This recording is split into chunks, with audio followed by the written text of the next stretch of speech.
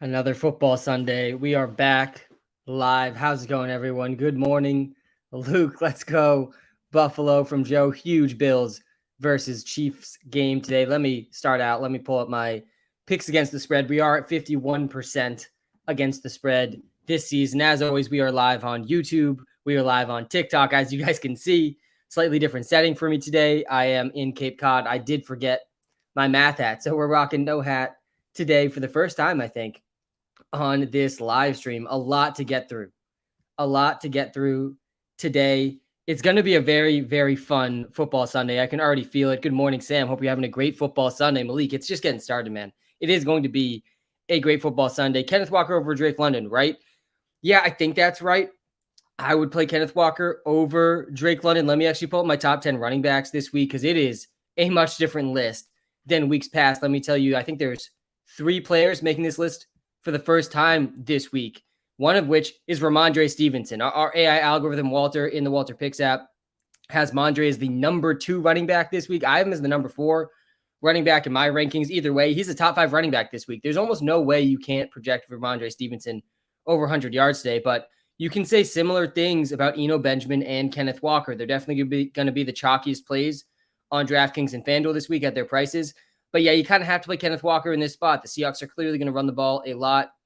The Cardinals defense has not been good this season. And the Seahawks offense has been sneaky good this whole season. So yeah, I think you got to play Kenneth Walker over Drake London, even in a PPR league. I still think Drake London's ceiling is really high. But yeah, you kind of have to start Kenneth Walker. Is Olave in? No, Olave's out.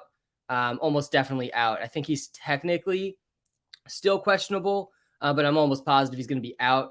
So all the players, I have some players listed out above me on the TikTok live. Let me just pull it up on the YouTube live. I actually think there might be more on the TikTok live. There's a lot of injuries that you need to be updated on today. This is probably, as we progress through the season, it's the most important thing to be aware of for fantasy football. It's probably the biggest edge you can get over your opponents if they're not up to date with the injury. So the Saints decimated today. No Michael Thomas again. The Michael Thomas toe injury, guys, like you can't be having any faith in Michael Thomas at this point. And this, like 7 days ago from today, like exactly a week ago, there was a report from Adam Schefter saying that it was likely Michael Thomas would be back this week. He didn't practice all week. He's not playing. I have no faith in him to come back anytime soon. At this point, he's missed a year and a half of football in the last 2 years.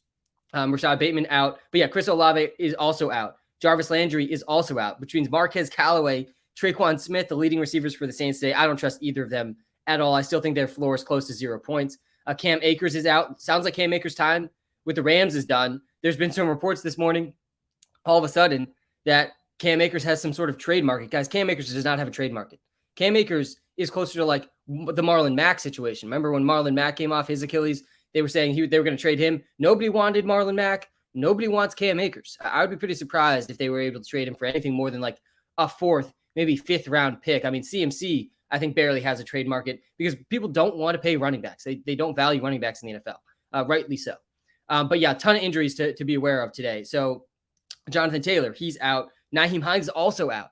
I wouldn't go rushing for Dion Jackson, though. I actually have Dion Jackson as a must bench this week. I think he is one of the trap plays this week. I think some people will talk themselves into Dion Jackson. I did add Dion Jackson in one league, but I don't trust Dion Jackson at all, even with Jonathan Taylor and Nyheim Hines out. Dion Jackson is going to split the touches with Phillip Lindsay behind what's been a bad offensive line.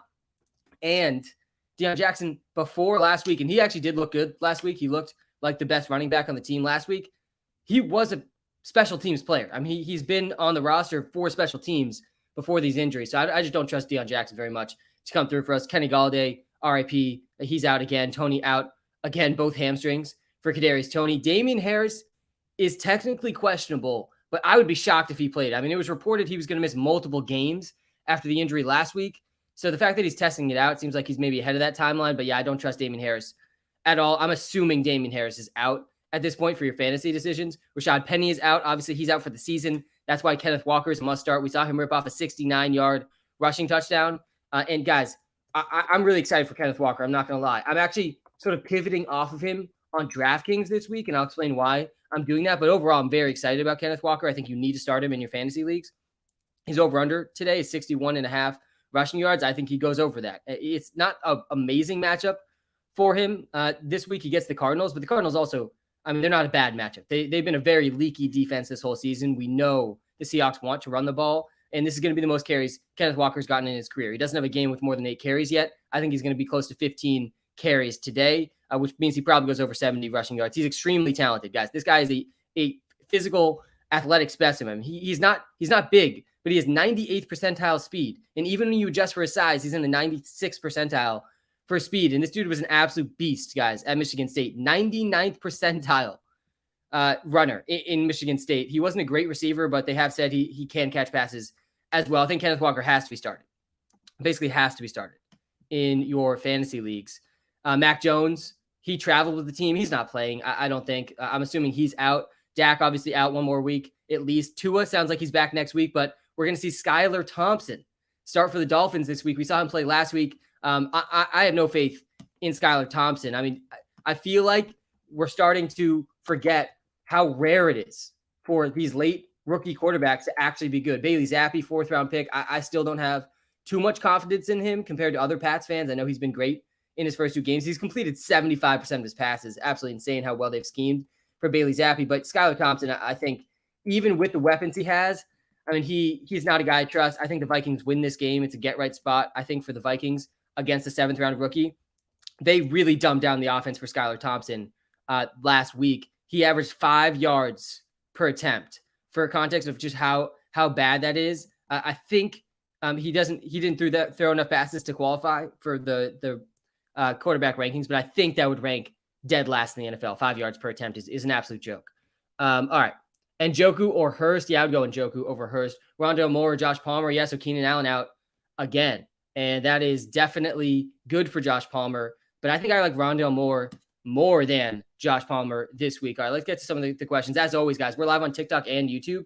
And on the YouTube live, you can see my top 10 rankings, every single position. You can see my picks against the spread. You can see my prop pick of the day. You can see my DraftKings lineup all on the YouTube live. All right, I knew we were going to get questions like this, so we got to address the Taysom Hill thing. Let me pull up my tight end rankings because Taysom Hill is in the top 10 for the first time this week, and I probably will have him in the top 10 most weeks going forward, but we can't expect every week to have the type of week Taysom Hill had last week. Obviously, that's almost definitely going to be his best game of the season. He scored 4 touchdowns. I mean, most players don't score even 3 touchdowns in a single game throughout the entire season. Never mind a guy that's only out there for a 5th or 4th of the snaps. I will say, though, with all the injuries to the Saints, I think this has played into more Taysom Hill. So I think you can and should start Taysom Hill in a lot of situations. I am still not starting him over Kyle Pitts, though. I am in one league starting Kyle Pitts over Taysom Hill. I think if you drafted Kyle Pitts, you kind of have to keep starting Kyle Pitts.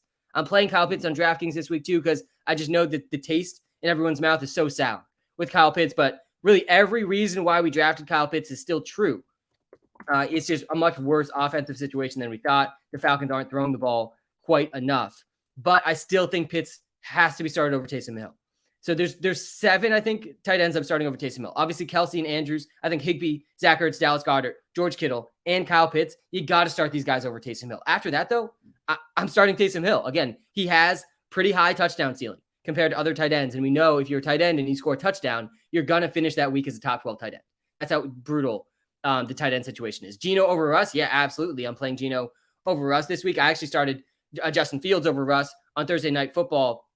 That was a big dub. He scored 18 fantasy points. We knew Justin Fields' floor was really good. That's why I thought he was a must start. He had 88 rushing yards. I mean, you just love to see that. He could be the number 1 QB in rushing yards this week. He failed to score a rushing touchdown, unfortunately. But yeah, I do like benching Russ this week. I think it's time, guys. Let's let Russ learn his lesson on the bench. Let's put him on the bench. It's just too tough in prime time to keep trusting Russ. It's so tough in prime time too, rooting for Russ for your fantasy team. Hey Sam, let's go KC. What's up, Jack? Chiefs.WalterPicks creator. Hope you enjoyed that Bears game. Honestly, pretty exciting game. I'm sure it was really fun to be at, and the Bears fans were probably completely miserable. 14-man league. Start Cobb or A-Rob. If you choose Cobb, I would have to drop A-Rob. Zeke or Dion Jackson. Yeah, I'm not at the point where I'm still not ready to drop Allen Robinson. I know a lot of you are probably at that point. I do have him on one team still. And in a 14-man league too, Max, that's the league I have Allen Robinson in too. You can't drop Allen Robinson in a 14-man league. You just can't do it. It's just not a winning strategy. I don't think. It sucks with Allen Robinson. He's basically just going to be a hole on your team if you can't drop him and you can't start him. But yeah, in this situation, I would start A-Rob over Cobb. I know Cobb had a good week last week. And then Zeke or Dion Jackson, I'd still go Zeke over Dion Jackson again. I think Dion Jackson is one of the biggest trap plays of the week. I don't think Eno Benjamin's a trap. I don't think Kenneth Walker is a trap. I do think Dion Jackson is a trap. And all these guys are supposed to get more run this week because of the injuries ahead of them. Start Kittle or Hill. Yeah, again, I'm starting Tyler Higbee, Zach Ertz, Dallas Goedert, George Kittle, and Kyle Pitts all over Taysom Hill. And obviously you're starting the top guys, Kelsey and Andrews, in all situations. So I shouldn't see any questions about them. All right, I will try to get to as many comments as I can. McKenzie or Henderson, honestly, I think you kind of have to go Henderson, though. I don't know if you guys saw the Matthew Berry tweet recently. I think this came out just a few minutes ago where he was saying Darrell Henderson is going to get the first go, but he's certainly not going to get like this workhorse level role. And it's going to be still, let me see if I can pull this up. Like a three-man committee. Let me see if I can find this. For the Rams today, this is what Matthew Berry said. I'm told Henderson will get first shot, but expect to see all three running backs get work today. Darrell Henderson, Malcolm Brown, and Ronnie Rivers. Kyron Williams, he's not back yet, but he remains an interesting deep league stash. Yeah, I mean, like Ronnie Rivers is not really going to be involved in this game, I don't think. I've never heard that name in my life. I imagine he is well behind Darrell Henderson and Malcolm Brown. Ronnie Rivers, undrafted rookie this season. He's not very fast, wasn't a very good receiver. Actually, was a very good receiver in college, not a very efficient runner from Fresno State. But yeah, I trust Darrell Henderson enough to say you should start him over Isaiah McKenzie, though I do want pieces of this Bills-Chiefs game. I'm not going to lie. And Isaiah McKenzie is absolutely one of those pieces. I am playing him in some of my DraftKings lineups. All right, let's get to this question from Alex in the YouTube live. Again, we're live on TikTok and YouTube. Smash that like button, hit that subscribe button if you're watching live on YouTube. If you're watching live on TikTok, guys, we have TikTok live subscriptions now. I think it's only $5 a month. And basically, if you subscribe, you automatically will get your comments answered every single one of my lives. And you get like special emotes, which are very fun as well. So if you really, really want to get your comment answered, subscribe to the TikTok live or come to the YouTube live, subscribe to the YouTube live. On the YouTube live too, a lot of your questions will just be answered automatically because you can see my top 10 rankings every position. You can see my top 10, my DraftKings lineup, my player prop picks, and all my picks against the spread. So you just get a lot of your questions answered right there as well. Let me pull up my wide receiver rankings for the first time on the TikTok, on the YouTube live. All right, Jeff Wilson, Dion Jackson, Rondale Moore, buys and injuries killing me. Yeah, guys, this is the first week with buys. This is the turning point in the fantasy football season where depth starts to matter and the best players win. Like this is really when the best constructed teams start to win out more often because there's bye weeks. And in accounting for those bye weeks and in grinding the waiver wire to outperform those bye weeks is huge. It's a huge deal if you can still win with some of your big players on bye. All right, Jeff Wilson, Dion Jackson, Rondale Moore. Yeah, you definitely got to start Jeff Wilson in this situation. I would go Rondale Moore over Dion Jackson in a full PPR league as well. Again, I really feel like Dion Jackson's kind of a trap this week. There's not much reason to go off of like having a ton of faith in Dion Jackson. This guy was an undrafted rookie last season. He's fast. He looked good on Thursday night when Nyheim Hines went down. He played about 59% of the snaps. He had 13 carries, 4 targets, 91 scoreless yards.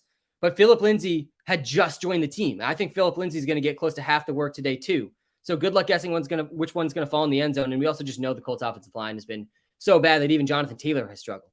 And now all of a sudden we're going to trust special teamer Dion Jackson to step in and be an RB1. I just don't see it. I don't see it for Dion Jackson. I think he's a must bench this week. I think he is a trap. Someone asked why bench Russ. I mean, Russ has just been so brutal for fantasy purposes, and he's left so many points on the field. I mean, it's been so tough rooting for Russ for your fantasy team. He had one good game that came against the Raiders just 2 weeks ago. He was the number 3 QB that week, but every other week he hasn't been a top 14 or top 12 quarterback.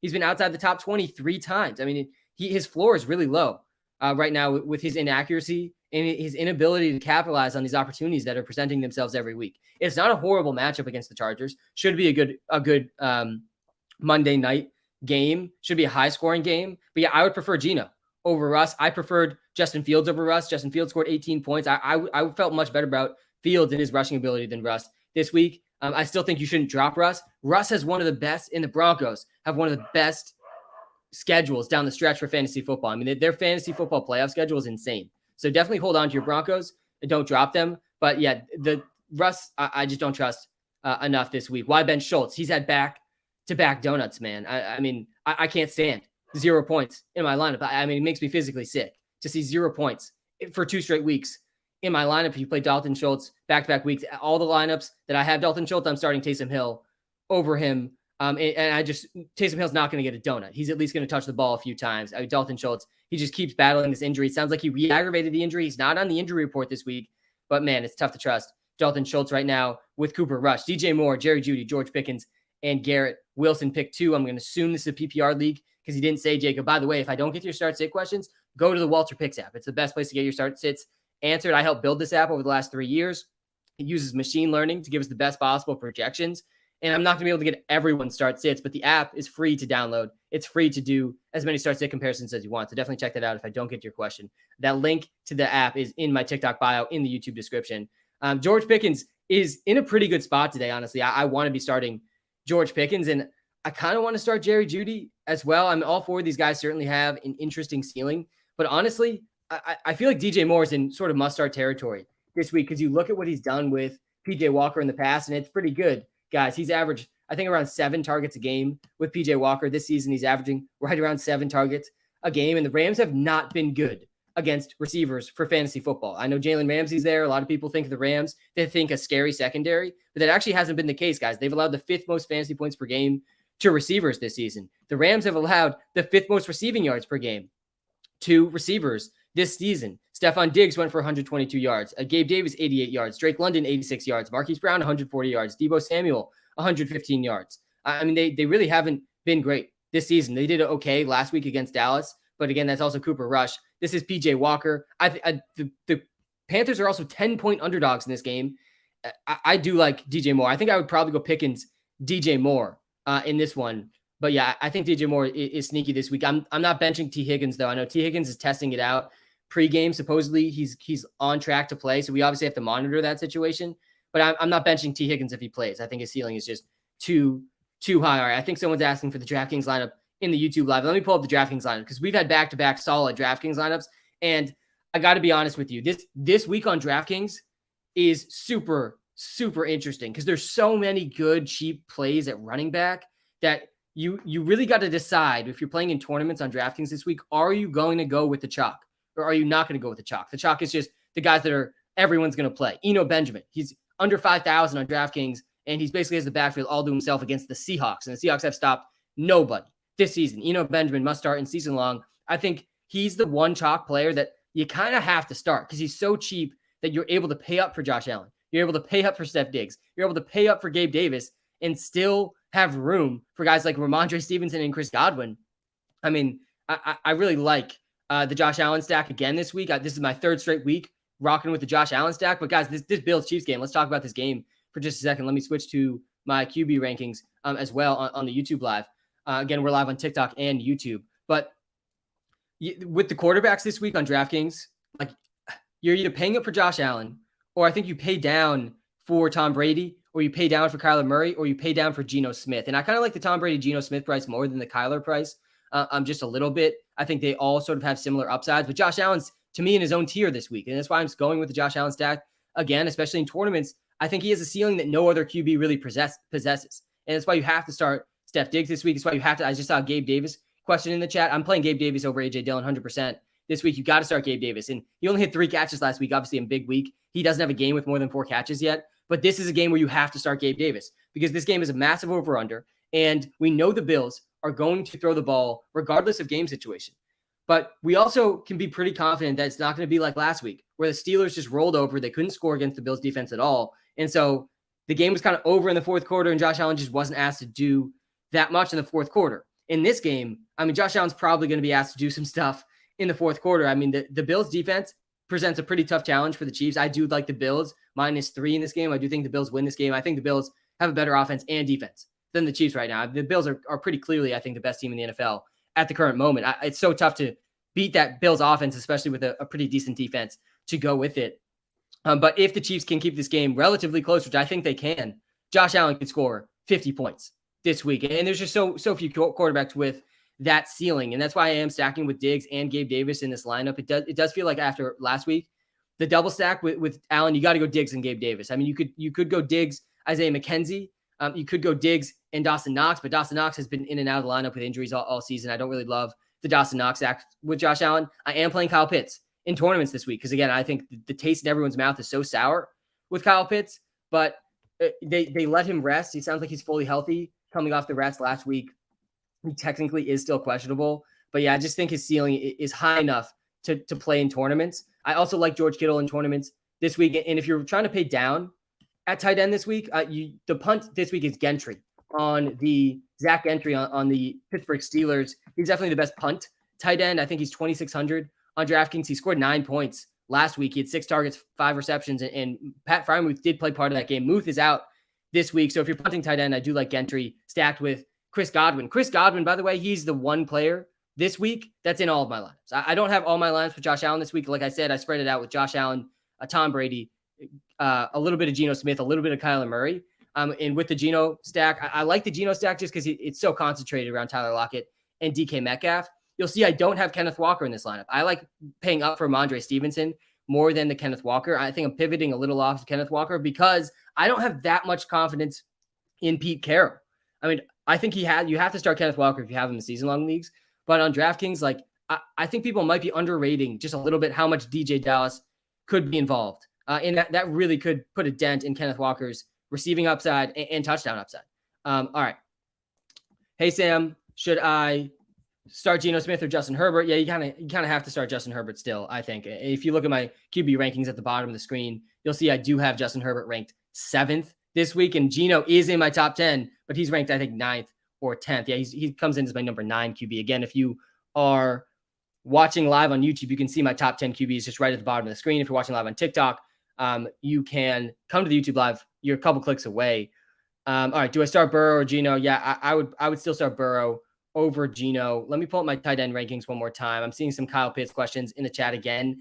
I'm starting Pitts over basically everyone you're going to ask about. I wouldn't start him over Higbee. I wouldn't start him over Ertz. I wouldn't start him over Goddard. I wouldn't start him over Kittle. I would start him over Taysom Hill. I would start him over Gerald Everett. I would start him over David Njoku as well. I think that Pitts still has a ceiling that these other guys just don't possess, and they all have such a low floor. Like all the tight ends, like other than the top 2, their floor is basically 0 points, all of them.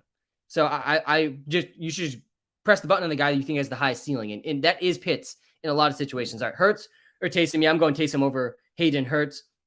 Should I trade Derrick Henry for Dalvin and AJ Brown? I do like that one. Yeah, I think that's a pretty good trade. I mean, Dalvin's a downgrade for sure from Derrick Henry, but AJ Brown makes up for it. And then Kenneth Walker or Dylan flex. Yeah, I'd go Kenneth over AJ Dillon. Though I will say, I still have faith, at least more faith than most people, in AJ Dillon, and I feel like he's probably going to get another 15 plus carries this week against the Jets. Good chance at a touchdown. I do have him in some DraftKings lineups this week going against the chalk. Again, on tournaments, I think you really got to strongly consider, are you going with the chalk or are you not going with the chalk? It's really hard to win in these tournaments, though, with the chalk. So I do think it's like positive expected value to just pivot off the chalk, and eventually the chalk's going to miss. And that's just a huge advantage in these tournaments. Like Kenneth Walker, Benjamin, some of these guys that, I mean, they're not very established. I trust both guys this week. Again, I think you have to start them in season-long leagues, but they do have some risk for sure. All right, Kenneth Walker or Deontay Johnson? Yeah, I would go Kenneth Walker over Deontay Johnson. Why sit James Robinson? James Robinson really let me down last week. And when you really dive into the numbers for James Robinson, he has a couple big runs. But other than that, he's actually been pretty inefficient this season. 4.1 yards per carry. That ranks 57th in the NFL. He also only played 43% of the snaps last week. His snap share, James Robinson's playing time, has decreased now for 4 consecutive weeks. I think this is the week Travis Etienne pretty clearly takes over that backfield. And I think Travis Etienne definitely can be started. I actually am starting him in a couple DraftKings lineups as well. But yeah, you can't be starting James Robinson right now. Yeah, even the last 2 weeks, Etienne has outplayed James Robinson. He's been on the field more too. And honestly, just look at last week. Etienne had 114 yards on 10 carries and 3 catches. James Robinson, much, much worse than that last week. Last week, James Robinson, he had 12 touches for 39 scoreless yards. He now has under 10 combined points each of the last 2 weeks. We just can't trust James Robinson right now. And maybe the Achilles thing, we didn't think it was a big deal to start the season. He looked great. Maybe it's a bigger deal than we realized to start the season. Singletary or Dylan RB2. Yeah, honestly, I trust AJ Dillon more than Singletary at this point. It just feels like Singletary, he can disappear at times where I don't think AJ Dillon's going to disappear this week. Hey, Sam, good morning. Are you ready to drop Jerry Jeudy with his remaining schedule? For somebody like Rondale Moore, no. 100% not ready for that. And again, the down the stretch schedule for the Broncos just can't be ignored, because we got to remember that the fantasy football playoffs is the most important time of the fantasy season. Obviously, the first step, most important step in fantasy is making the playoffs. But once you're in there, like even if you're not in there yet, you still should plan ahead for the playoffs, because if you can't win in the playoffs, there's no point in making the playoffs. And Jerry Jeudy in the playoffs, guys, he gets the Chiefs.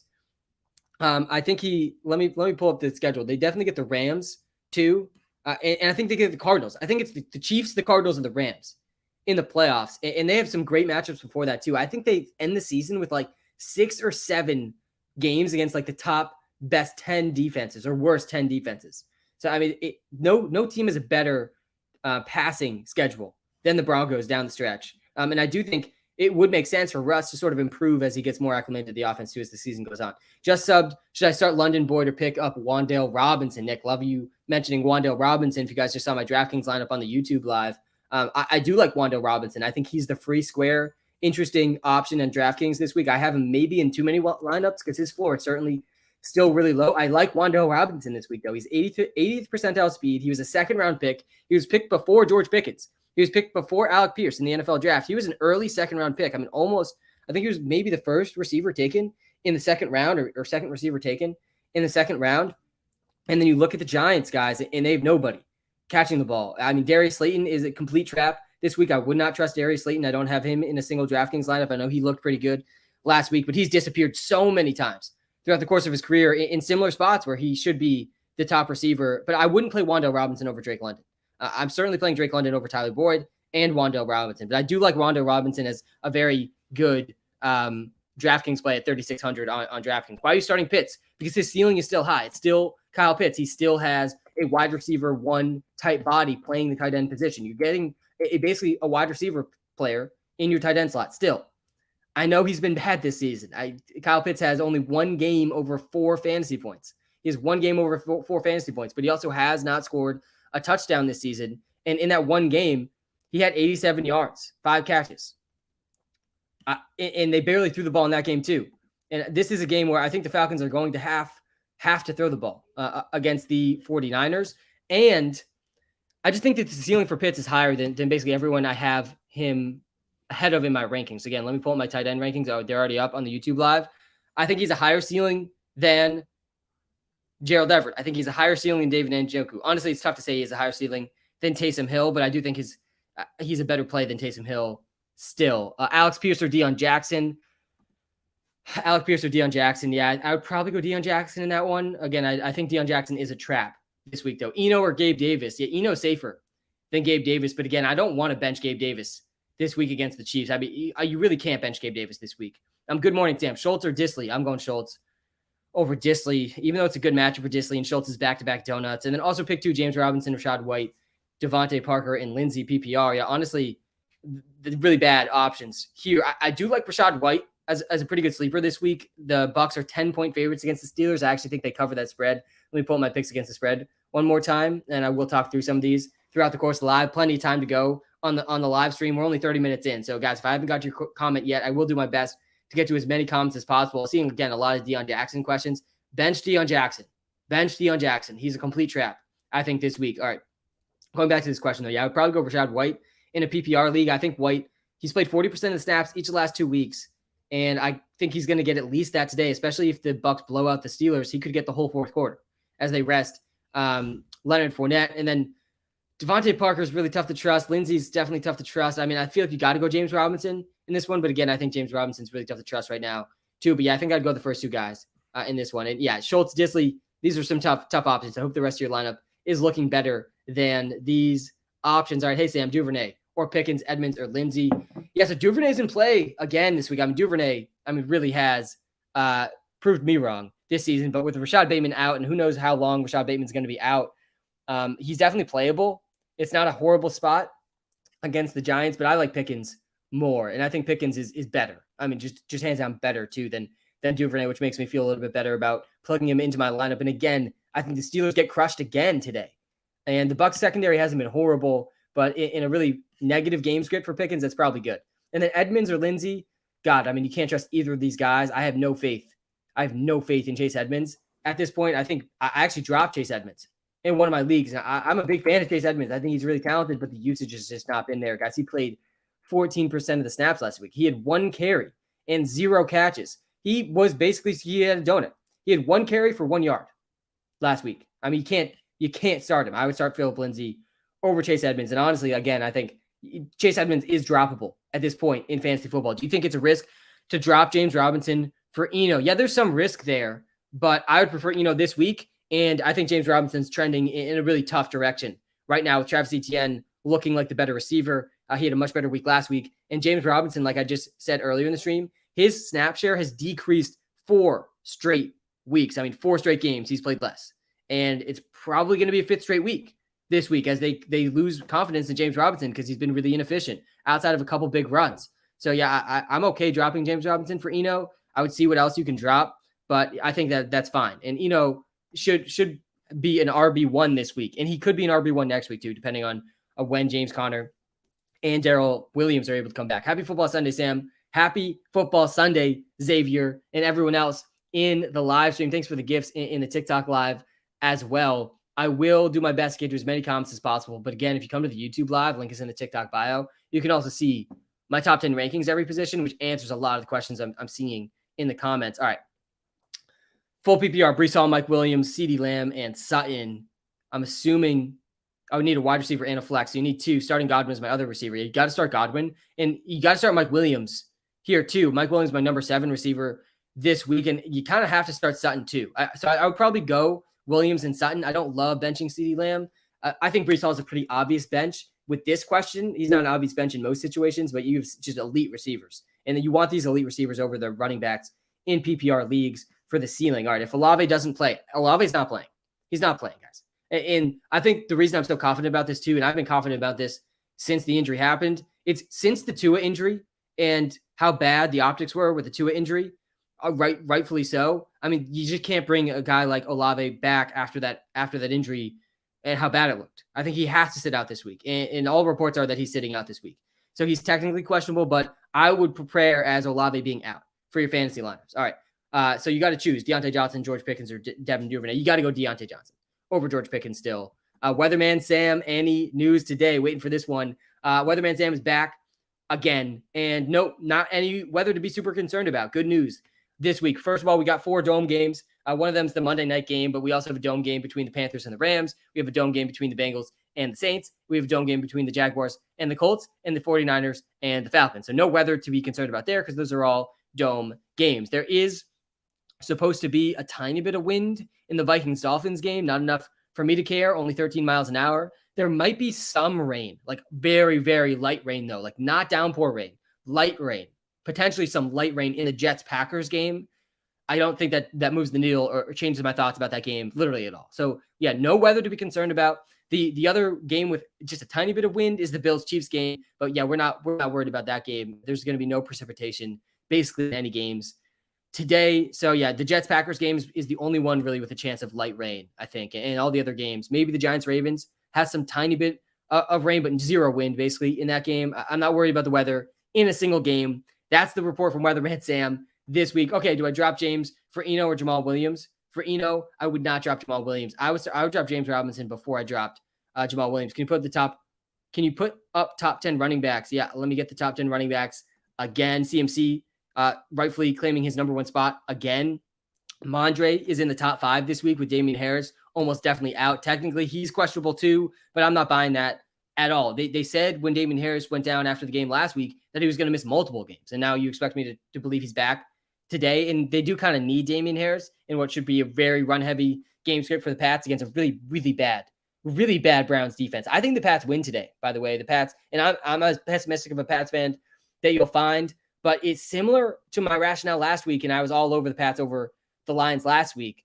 And part of that was because Dan Campbell's never won a road game as a head coach. But it was also because Jared Goff versus Bill Belichick is just the mismatch of the century. And I kind of feel similar about Jacoby Brissett versus Bill Belichick. I can't picture Jacoby Brissett outplaying whatever he's up against Bill Belichick today, and the Pats defense is at least good. I don't think they're great still, but I think the defense is good, and that's not good news for Jacoby Brissett. It's going to be a lot of running for the Browns, and that's probably going to be pretty effective as usual. It's also going to be a lot of running for the Pats, though. The Browns guys, they have stopped nobody this season. I mean, the defense has been atrocious. Myles Garrett, nowhere to be found. This season, he really has not lived up to his name. This season, I know he's dealt with injuries for a while now, but the Cleveland Browns, they've allowed the third most fantasy points to running backs this season. CMC played against them week 1. He had 14 points. Breece Hall, his second game of the season, he had 13 points. Najee Harris had, I think, his best game of the season came against the Browns. Yeah, it did. He had his best game of the season, only 11.6 points for Najee. That's why I think Najee's kind of a must bench at this point. The Bucs are not a good matchup for Najee Harris. And then we saw both Caleb Huntley and Tyler Algier both went for over 50 yards and a touchdown against them. Both went over 10 points. Austin Eckler had a 33 bomb, really a 34 bomb, 34 points against them last week, and he only had 16 carries. He had 173 rushing yards on 16 carries last week against the Browns. I think Mondre's going to go over 100 yards today. I didn't see what his prop line was. They took a while to put out the prop line. They're probably pretty nervous about the Mondre prop line. If your prize picks are underdog, I would definitely take the over on Mondre this week, though. It's almost impossible not to project him over 100 yards with Damien Harris out and against this horrible Browns defense with Bailey Zappi still starting. All right, J-Rob or Etienne and Duvernay or McKenzie. I would go Etienne over J-Rob this week. Etienne's played more than J-Rob each of the last 2 weeks. J-Rob's snap share has decreased 4 consecutive weeks, and Etienne's just clearly more involved in the passing game. He's running more routes every single week. So I would go Etienne, especially if it's PPR. And then Duvernay or McKenzie. This one's tough. Honestly, I feel like Duvernay projects better. I kind of want pieces of that Bills game, though, so I don't think I'd knock you either way. But I would probably lean Duvernay over McKenzie. Waiver QBs today. Yeah, if Geno's available, I would probably go with him. He's probably not available, though, at this point. Let me pull up the other QBs. Matt Stafford, if he's kicking around, I think he's definitely playable this week. He's probably not available on the waiver wire either, though. I do think Kenny Pickett, if he's on the waiver wire, he's probably going to throw a lot today. I think Daniel Jones, if he's available, I think we have Daniel Jones in the WalterPicks app as a top 12. Yeah, he's number 12 QB in the rankings this week because he's playing the Ravens, and the Ravens have been dead last against quarterbacks this season. Full PPR, Mostert or ETN. Yeah, full PPR, honestly, I'm okay going ETN. And Mostert's getting the workhorse role, and we were on that. We were on the Mostert workhorse role for a while, and that's why he was a must-start last week. But with Skylar Thompson starting in this game, I actually think I would go Travis Etienne in a PPR league. I trust his receiving role just a little bit more. Someone asking for the tight end rankings on the YouTube live. Let me pull those up. Dion Jackson or A.J. Dillon. Yeah, Dion Jackson, he's a trap, guys. He's a trap. That's why he's in my must-bench list on the TikTok live. He's a trap. He's a special teams player. He was their best running back on Thursday night. But Phillip Lindsay also had just been signed to the team, and Phillip Lindsay still played like 40% of the snaps. I think Phillip Lindsay plays more this week. And the Colts offensive line also has given me no reason for confidence. This season, even Jonathan Taylor is struggling behind this Colts offensive line. So, yeah, I think Dion Jackson, complete trap this week. I like A.J. Dillon way more. I think I would probably lean Dillon over Travis Etienne as well. If it's a PPR league, it's definitely closer. But, yeah, I still have a lot of faith in A.J. Dillon's workload, guys. He's had at least 16 carries, I think, in 4 out of the 5 games this season. Like, the usage, as bad as Dillon's been in fantasy, he has now 4 straight games under 10 fantasy points. He has at least 17 carries now in 2 out of his last 4 games. And he has at least 2 targets in every game except last week. Last week was by far his worst game of the season, 31% snap share, only 6 carries, 0 targets, only ran 3 routes. But I would be shocked if it stays that low for A.J. Dillon moving forward, especially after a pretty brutal loss for the Packers. This is a bounce back spot for the Packers, by the way. I'm absolutely taking the Packers against the spread in this game. I think the Packers win this game outright. And I think that A.J. Dillon's going to be a big part of that. Let me talk through some of my picks against the spread today. Waddle or Thielen or ETN at full flex. Yeah, I still would probably go Waddle. To me, it's between Waddle and ETN there, but I think I'd still go Waddle. I still think Waddle and Tyreek Hill are must starts in fantasy. They're going to get their touches. They're just not going to be as deep down the field. They're going to really dumb down the offense. Skylar Thompson, 5 yards per attempt. Absolutely atrocious. I mean, that's really, really close to the line of scrimmage for Skylar Thompson. I think that will be dead last in the NFL at 5 yards per attempt. But the targets are still going to go towards Jalen Waddle and Tyreek Hill. They're still going to get the ball in their hands, and they're still capable of breaking huge plays. I think both can still be started this week. All right, let me talk through some of my picks against the spread today. I'm taking I feel like a decent amount of favorites. Last time I did that, it was a really bad week for me against the spread, but I am taking the Pats plus 2.5 against the Browns. I think the Pats beat the Browns. Honestly, maybe pretty handedly. The Browns defense has been really bad, and I don't trust Jacoby Brissett against Bill Belichick. Buccaneers, I'm taking -10 against the Steelers. I think that game's going to be a complete blowout. I am taking the 49ers -4.5. Don't have any real confidence in that one. I do like the Ravens -5.5 against the Giants. I feel like the Giants have become one of the most overrated teams in the NFL, and that's nothing against the Giants and what they've been able to do so far this season. It's just they still lack so much talent on both sides of the ball. I mean, the defense has been better than I expected, but the offense still lacks so much talent. I think the Ravens are just significantly more talented than the Giants, that they could easily blow out the Giants. And it feels like the Giants are being like upgraded in a lot of people's minds because of this perceived toughness that they have. And I just don't really buy into that whole thing. Kyle Pitts or Tyler Conklin? I'm going Kyle Pitts over Tyler Conklin. Right, let me talk through just a few more of these games. Again, I think the Ravens crushed the Giants today. Packers -7.5 versus the Jets. I'm taking the Packers again. I think this is a get right spot for the Packers. If they lose this one, I think they're pretty much toast this season. I don't think they're toast this season. Vikings -3 versus the Dolphins. I refuse to trust Skylar Thompson. Bengals against a really decimated Saints team. Bengals are 3-point favorites in that game. The Saints are without Michael Thomas, Chris Olave, and Jarvis Landry, and Marshawn Lattimore. I really like Jamar Chase today, by the way. If you're looking for a prop that could go absolutely nuclear, it's Jamar Chase. Today, Jamar Chase, number 5 in the NFL in targets. He really hasn't had many huge games this season like we were accustomed to last season. Outside of week 1, he had 28.9 points week 1, and he hasn't had a game over 15 points since then, but he's gone over 10 points every week. He's 5th in the NFL in targets, and there's no Marshawn Lattimore for the Saints today. I think that the Bengals are in a really, really good get-right spot today as well. I think the Bengals are very much in play, too, in your survival pools. Jaguars +1.5 versus the Colts. I'm not ready to quit on the Jaguars, and I am ready to quit on the Colts. I was kind of surprised the Jaguars were underdogs in this game. I know they played really bad last week, though. And then the Panthers, 10-point underdogs against the Rams. I mean, the Rams should win this game, but they've not been good enough to deserve a 10-point spread, even as bad as the Panthers might be with coaching fire with PJ Walker. By the way, we did call that coaching fire on this live stream last week before the game. Alec Pierce or Pickens? You got to go Pickens over Alec Pierce. You got to play Drake London over Rondale Moore too. Why bench Dion Jackson? Because he's a special teams player. He made the roster because he played special teams. He was active on game day because he played special teams before these injuries. They go and sign Phillip Lindsay. Phillip Lindsay plays 40% of the snaps. In his first game, he was signed less than a week ago, and he played in the first game 40% of the snaps.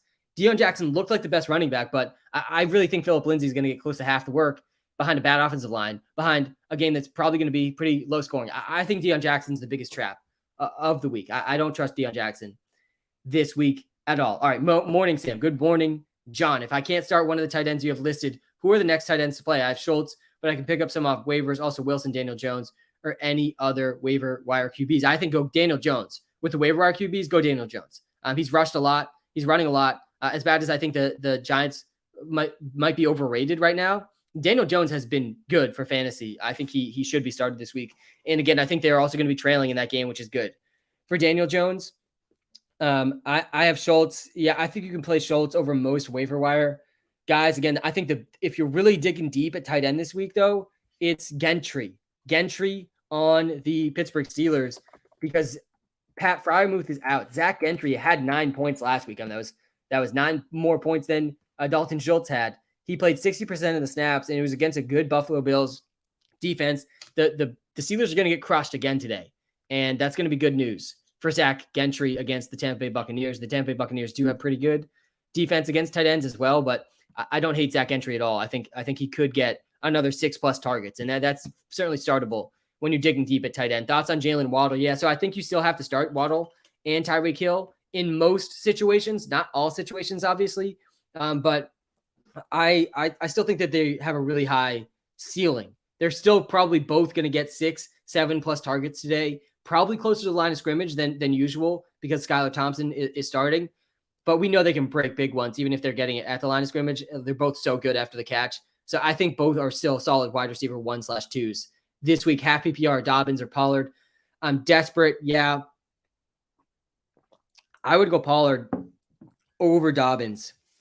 Replacement for Olave. Yeah. So Olave being out, I expect him to be out all week, and it sounds like he is out this week.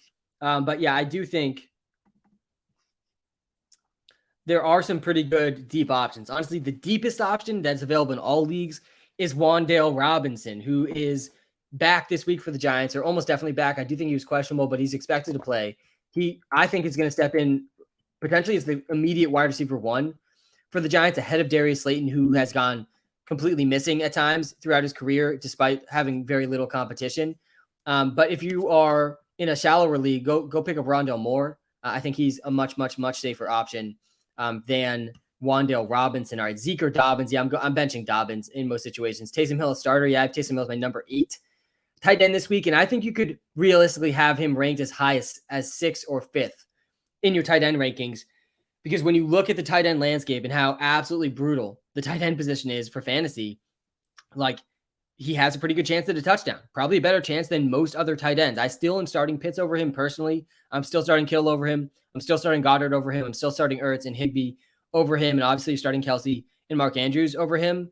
But you really can strongly consider Taysom Hill after all those guys, and maybe even over Pitts, maybe even over Kittle at this point. Should I keep that? I don't know what you're keeping.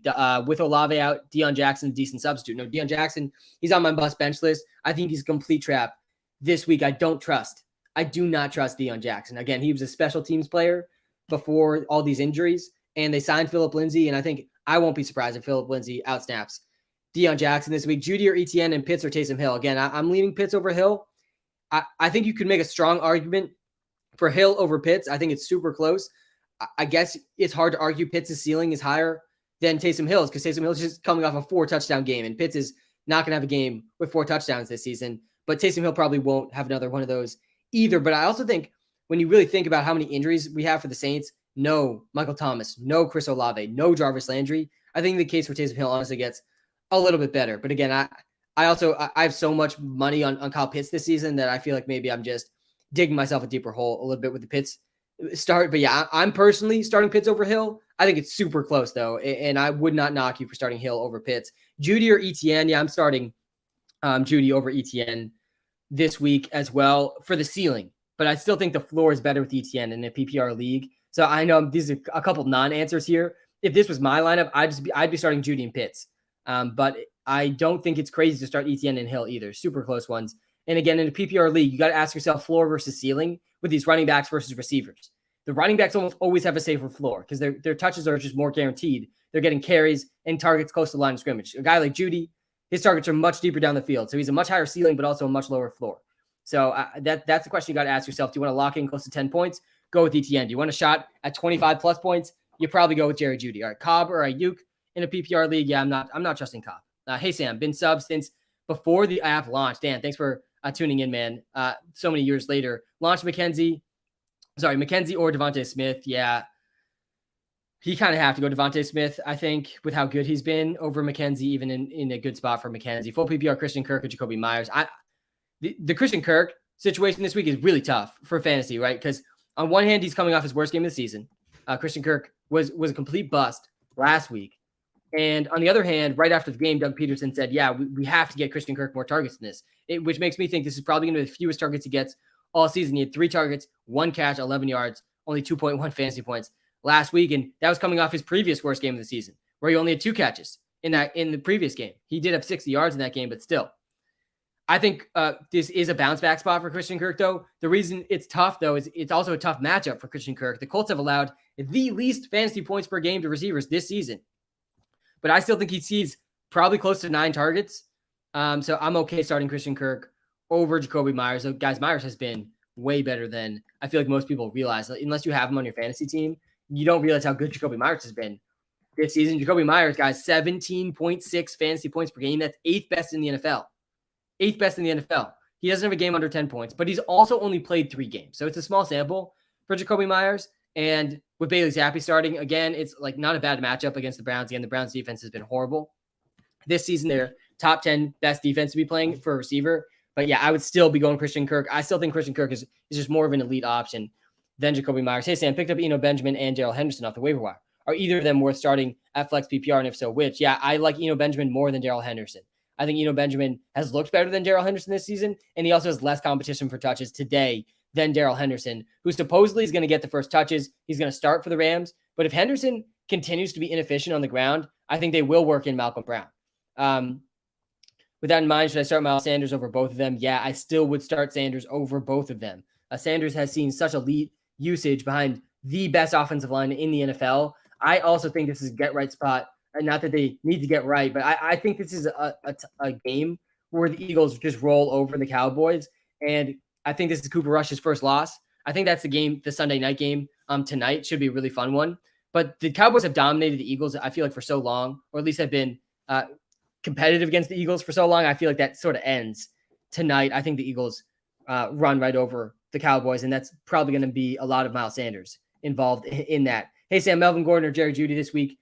For my flex, also pick 2, DJ Moore, ETN, JK, or Pollard. Yeah, I'd go the first 2 in that last part. I would bench JK and Pollard or for DJ and ETN. And then Melvin Gordon versus Jerry Jeudy. This one's interesting. The Melvin Gordon debacle this week is definitely really interesting because I was pretty high on Melvin Gordon before that game last week. He ended up playing only 45% of the snaps. He did see 15 carries, though, which led the team, and 103 total yards, but he had a lot of those yards in overtime, which was a little bit lucky. Didn't score a touchdown. And he has a really good matchup this week against the Chargers. Chargers' run defense has been, again, really, really bad this season. So it's tough to decide between those two guys. Again, I think this is a floor-ceiling decision. I'm almost always siding with the ceiling, so I would go Jerry Jeudy over Melvin. Again, that's the Monday night game, I think. But I think Melvin has a much safer floor. All right, let me switch. I had the tight end rankings up a lot. Let me show the running back rankings. Let me show the wide receiver rankings on the YouTube Live. I have Kamara, and I need a tight end. Do I start Hill, Schultz, Tonyan? You got to start Hill. You got to start Taysom Hill over Schultz. You got to start Taysom Hill over Robert Tonyan. What about T. Higgins? It sounds like T. Higgins is playing today. He's going to test it out pre-game, but I think he is going to play. I do think T. Higgins is playing today, and therefore has to be started. All right. Aaron Rodgers and the Packers offense are struggling to the point defenses are daring them downfield. One way they'll try to get back on track is feeding Aaron Jones and A.J. Dillon. This is according to NFL Network. Mac and Bailey Zappi walking in together. Again, Mac Jones traveled with the team. He's supposedly questionable. I'd be pretty shocked if Mac Jones played, though it is possible. It is possible that Mac Jones does play. So we'll have to monitor that closely up till 1 o'clock. Saints quarterback Jameis Winston. He will be active as an emergency quarterback behind Andy Dalton. I mean, I never understand when teams do this, especially when they have Taysom Hill as their emergency quarterback already. Jameis Winston's probably not going to play today. There has been a lot of reports this morning about CMC getting some trade interest. I mean, man, that would change the fantasy landscape so much. And honestly, I feel like there's a lot of places CMC could go that would actually lower his fantasy value because he's just been in a situation where he gets so many targets with the Panthers that I am a little bit nervous about CMC getting traded, but also it's CMC. If he goes to a new team and gets the same volume, it's almost definitely going to be better than the Panthers. All right, 14-man league with injuries. Start Brissett, Dalton, PJ Walker, Skylar Thompson, or Mariota. Yeah, I think you got to go Mariota over all those guys. He's running a lot. I think you have to play Mariota. And then start Higgins or Kenneth Walker. Yeah, 14-man league. I'm not benching Kenneth Walker. I have him as my number 10 running back this week. I think he's really exciting option in season-long leagues. I'm pivoting off of him in DraftKings just a little bit. I'm a tiny bit nervous about DJ Dallas being involved, but I'm okay starting Kenneth Walker over an injured T. Higgins. I have Kenneth Walker again in my top 10 running backs. I don't have T. Higgins in my top 10 receivers. Should I start Taysom Hill or Kyle Pitts? Yeah, I've seen this question 5 times today. Again, personally, I'm starting Kyle Pitts. I think that's an extremely close question. I have Kyle Pitts ranked 7th and Taysom Hill ranked 8th in my tight end rankings.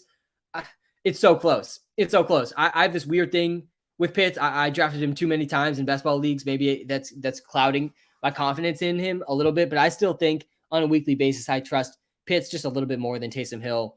But then again, when you really dig deeper a little bit into the Taysom Hill stuff, Taysom Hill is playing on a Saints team without Michael Thomas, without Chris Olave, without Jarvis Landry. Honestly, maybe we actually see Taysom Hill at tight end a little bit more today or as a receiver today than we have in weeks past. He's probably a better receiver than Traquan Smith and Marquez Callaway, at least with the ball in his hands. So yeah, I don't hate Taysom Hill this week. And I do think you can start him over Pitts. You can, but I'm not. I'm not starting Kyle Pitts over Taysom Hill. I'm not starting Taysom Hill over Kyle Pitts. Eno Benjamin or A.J. Dillon, full PPR. Yeah, so I love A.J. Dillon. I'm well on record saying that I love A.J. Dillon, but And I actually like him this week too. I like AJ Dillon this week, but not over Eno Benjamin. I think Eno Benjamin's a must start. I have Eno Benjamin as my number 8 running back this week, and he's the chalk on DraftKings. Again, on the DraftKings lineups that I do, you kind of have to play Eno Benjamin at his price. Why not Dion Jackson? Because Dion Jackson was a special teams player for the Colts. That's why he was active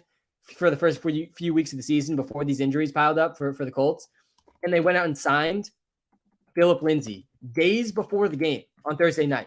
And he's active for the game, and he still plays 35% of the snaps, still sees 11 carries, 54 yards for Phillip Lindsay. I think Phillip Lindsay is closer to 50% snap share today. And I just don't – I agree that Dion Jackson looks the best out of the running backs for the Colts, but behind a bad offensive line, behind just a bad offense in general, I mean, I think Dion Jackson has a really low floor. I mean, close to 3-point type of floor for Dion Jackson. I think he is a trap this week, way more so than Kenneth Walker, than Eno Benjamin, than Ramondre Stevenson. By the way, Mondre, among all these guys that are in better situations because of these injuries, Mondre is in the best situation by far of all of them. Mondre is a top 5 running back this week. Ramondre Stevenson must be started. I mean, you cannot bench Ramondre Stevenson this week. I have him as my number 4 running back. Walter, our AI algorithm that powers the WalterPicks app, by the way, that's completely free to download and try out. There are some premium subs in the app, but there also are you can do as many free start sit comparisons. You can do as many free trade analyze comparisons as you want. And you'll see in the WalterPicks app, again, that's the best place to go for your start sit decisions. If I don't get to your comments on this live, Mondre is our number 2 running back in the WalterPicks app this weekend. I have him as number 4. You have to start with Ramondre Stevenson this week. There's no way around it. I have him in most of my DraftKings lineups too. The Browns defense has been horrible this season.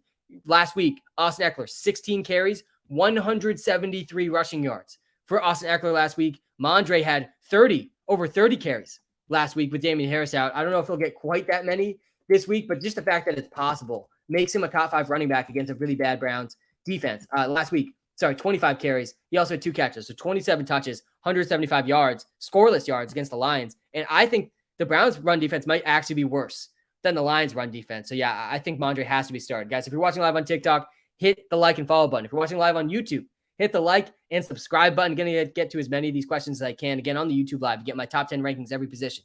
You get my picks against the spread. You get my DraftKings lineup. Let me pull up the DraftKings lineup one more time. I am going back for the 3rd straight week with the Josh Allen, Steph Diggs stack. Again, I just feel like the ceiling is too high with this Josh Allen, Steph Diggs stack. And this is a tournament lineup where, again, I'm very transparent. What I'm doing on DraftKings, $3 entry, 20 entry max tournament. I'm max entering that one every single week. So $60 of entry fees for me on DraftKings. Last week, I did win $240 with $60 of entry fees. So feeling pretty good about that.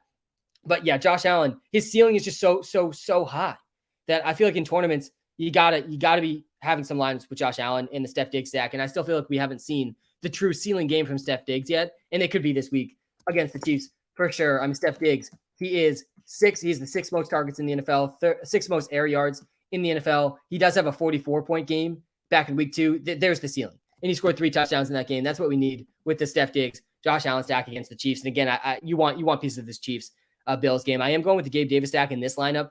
I didn't do that last week. And then the free square for me on DraftKings this week, it is Wan'Dale Robinson, who I think is going to step in and be the immediate wide receiver 1 for the Giants, who just desperately need wide receiver talent. Evan Ingram or Will Dissly, I'd go Ingram over Dissly. Dion Jackson or Miles Sanders. Again, Dion Jackson, he is a trap this week. Dion Jackson is a trap.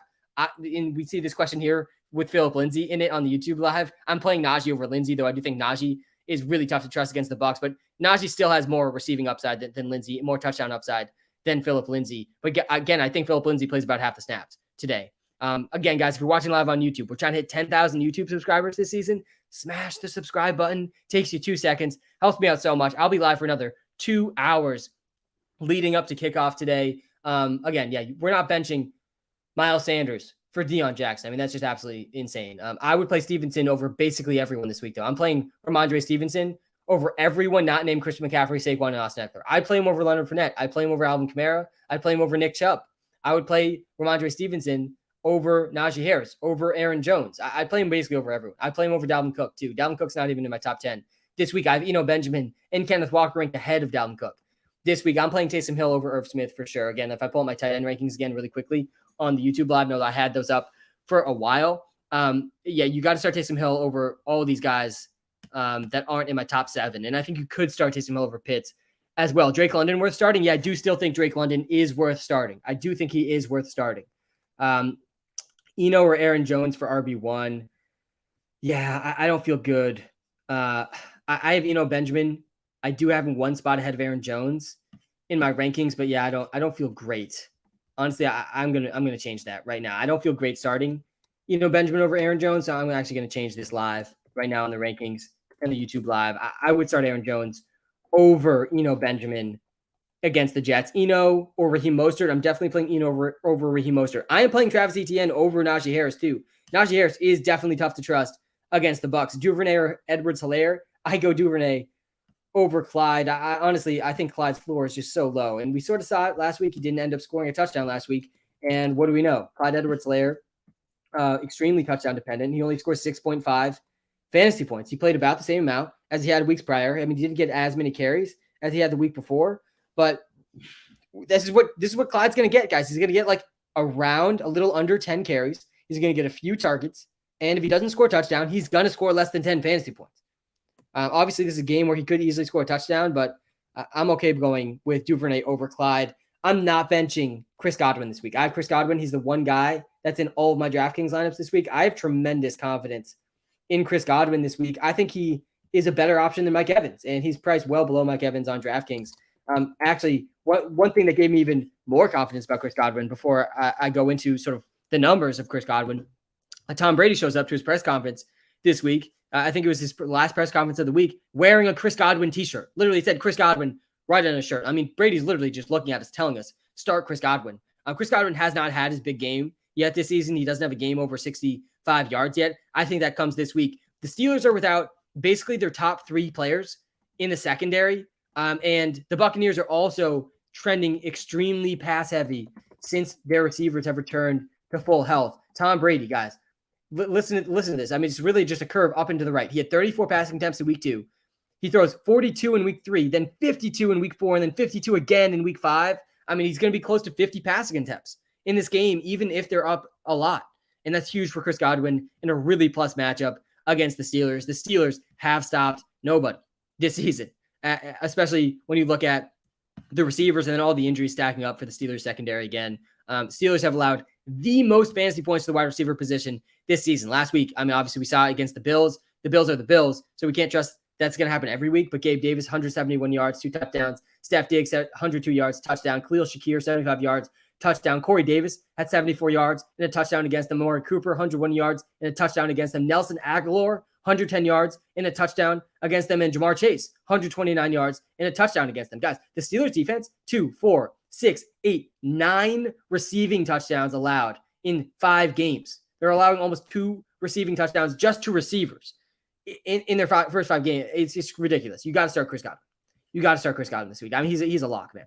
Hey, good sir, DraftKings lineup. Yeah, speaking of Chris Godwin, you will see in my DraftKings lineup, I got Mr. Chris Godwin locked in there, just like I do in most of my lineups. I think the big decision on DraftKings this week is how chalky are you going to get? How much of these running backs that everyone else is going to play are you going to play? I think Eno Benjamin is the chalk to go with this week because he's priced so low that it de-risks him a little bit because he's priced too low in his matchup against the Seahawks. He's priced under 5,000 on DraftKings. I think pivoting away from Kenneth Walker is interesting in tournaments. Again, I think he's going to be really highly owned as well. I do like Kenneth Walker a lot. I just think he's much riskier than he's getting credit for with how much people are going to be playing him. I like Mondre a lot, obviously, too. This week, I already talked a lot about that. My sort of free square wide receiver this week, I went with Khalil Shakir last week. That paid off big. This week, I'm going with Wan'Dale Robinson against the Ravens. Ravens have been really bad against receivers. Wan'Dale Robinson is immediately the most talented receiver that the Giants have. 2nd round pick. He was picked before Pickens. He was picked before Alec Pierce in this year's draft. And he played running back and receiver in college. He commanded an elite 40% target share at Kentucky. I do like Wan'Dale Robinson a lot. The 40% of his team targets in college, that's 99th percentile for Wan'Dale Robinson. So, yeah, I like Wan'Dale Robinson a lot on DraftKings as well. All right, should I start Josh Palmer, Deontay Johnson, Devin Duvernay, or George Pickens? Yeah, you got to start Deontay Johnson. I still think Deontay Johnson over George Pickens is very reasonable. I know Pickens has been a little bit better, I think, last week. But Deontay Johnson is still clear wide receiver 1 for the Steelers, guys. His target share has not declined at all. He had 13 targets last week for Deontay Johnson. He now has 4 out of his 5 games over or with at least 10 targets. I mean, that's truly elite usage for Deontay Johnson. I think he kind of has to start. Is Lamb playing? Yeah, I think CeeDee Lamb is playing. Dion Jackson to bench. Why? Because he's a special teams player. He made the team to play special teams. And then he was thrust into the starting role when Nyheim Hines went down on Thursday night, but they signed Phillip Lindsay. Phillip Lindsay still played 35% of the snaps in that game, like the day he was signed. I think Phillip Lindsay closer to 50% today. I think Dion Jackson, complete trap. He is the trap, I think, this week. Way more so than Nino Benjamin, way more so than Kenneth Walker and Ramondre Stevenson. Hey, Sam, full PPR, Jacoby or ETN? Yeah, Sam Irwin in the YouTube live, man. This one's tough. Again, I like Jacoby Myers. He's been the number 8 wide receiver in fantasy points per game this season. That's pretty good. But he's also only played 3 games. And ETN is a guy I do trust a little bit this week. And I still don't have too much faith in Bailey Zappi, but it is a good matchup for Jacoby Myers that I would lean Myers, I think, in this one. I think they honestly have similar floors, but Myers' ceiling is just a little bit higher. Benjamin or Godwin, full PPR flex. Yeah, if you just heard my rant on Godwin, you got to start Godwin. You have to start Godwin over basically everybody this week. There's a few receivers I'm starting over Chris Godwin, but other than that, I'm not going to start many of those running backs in PPR leagues over Chris Godwin. I think his ceiling is just too high against the Steelers. He's almost definitely going over 15 points this week. Wan'Dale Robinson expected to play. Yes, this is great news. Mostert or D. Hendo, full PPR. I don't have full trust in Darrell Henderson yet. I do think that Mostert is just a little bit safer. Yeah, I think Mostert's just a little bit safer. He's seeing workhorse level usage. I would go Mostert over Darrell Henderson. Pittman or Thielen? I would still go Pittman over Thielen. Isaiah McKenzie, Jacoby Myers, Drake London, pick 2. Yeah, I'd bench McKenzie in this one. I'd play Myers and Drake London. Again, I want pieces of that Bills-Chiefs game, but I'm not going to force it with Isaiah McKenzie. A Kirk or Amari? Yeah, I kind of like Amari Cooper more this week than Kirk. But again, I still think Kirk is being slept on. Hey, Sam, pick 1. Jeff Wilson, Gabe Davis, Kenneth Walker. Apps Walker. Want your input. Yeah, so if this is a PPR league, I think that the decision is between Gabe Davis and Kenneth Walker. And I don't really want to bench Gabe Davis this week in PPR leagues against the Chiefs. Honestly, I'm okay going Gabe Davis if you really want to shoot for the ceiling. But Kenneth Walker absolutely has a safer floor than Gabe Davis. Gabe Davis does not have a game with more than 5 catches this entire season. So he doesn't score a touchdown. He's probably scoring under 10 fantasy points. This is a touchdown-dependent receiver, which we rarely see. But that's what Gabe Davis is. So I think the ceiling plays Gabe. But yeah, Kenneth Walker still has a ceiling against the Cardinals, and his floor is much better. So I'd probably go Kenneth. But if you're really shooting for the ceiling, I mean, that Chiefs-Bills game could be really, really high scoring. Taysom Hill or Rondale Moore at the flex. I'd go Rondale Moore over Taysom Hill. I still think, and I actually am starting Taysom Hill and George Kittle in one league because I'm really down bad in that league. But if I had Rondale Moore, I'd start Rondale Moore over Taysom Hill. And I still think you want to apply the don't start 2 tight ends logic, even with Taysom Hill, even with George Kittle, even with Kyle Pitts. Like really, unless you have both Travis Kelce and Mark Andrews, don't start 2 tight ends, man. Don't put yourself through that, Liam. Start Rondale Moore. He's out there almost every snap. It's a good matchup against the Seahawks. Update. I saw on T. Higgins, have Pickens or Dillon as a backup. Yeah, T. Higgins is going to play. So you got to start him. That's the update. He's testing it out pregame, but it looks like he's almost definitely going to start. All right. Joe Burrow shows up to today's game against the Seahawks wearing a Jamar Chase jersey from LSU's national championship win that was played in the same stadium. I mean, what an absolute insane narrative. I already was really high on Jamar Chase. I think I'm even higher now. It goes back. We saw Tom Brady wearing a Chris Godwin shirt in his latest press conference. Joe Burrow shows up to the game in a Jamar Chase jersey. Guys, Jamar's going nuclear in this game. There's no Marshawn Lattimore, too, for the Saints. I mean, absolutely crazy spot for Jamar Chase. I think I'm going to be putting him in more of my DraftKings lineups after this live stream. He's really expensive, but I think you got to find a spot for Jamar Chase. Honestly, maybe some of my Mark Andrews lineups, I'm going to pivot down to Gentry, Zach Gentry for the Steelers, and then pay up for Jamar Chase. All right, should I trade? We got a trade question here. Jeff Wilson for Najee and Bateman. Oh, God. Yeah, I think that's actually a pretty decent trade, and I'm not very big on trading for Najee Harris right now or for Rashad Bateman. I'm pretty nervous still about the foot injury for Bateman, but I still think you're getting enough here for Jeff Wilson. And Jeff Wilson, by the time the fantasy playoffs come around, I don't think he's going to be a very good asset. I think Elijah Mitchell will be back. I think Tyrion Davis-Price maybe could carve out a bigger role too. He's back healthy this week as well. So yeah, I would do that trade. I would do that trade instantly, honestly, now that I think more about it. I'm non-PPR. Boyd or Pittman, Mostert or Walker. Walter said Pitt and Walker. Yeah, I agree. I would go Pittman and Walker, honestly, pretty easily with this one, Jordan. I think that's pretty straightforward. Melvin Gordon or Jacoby Myers PPR. Yeah, I would go Myers over Melvin Gordon.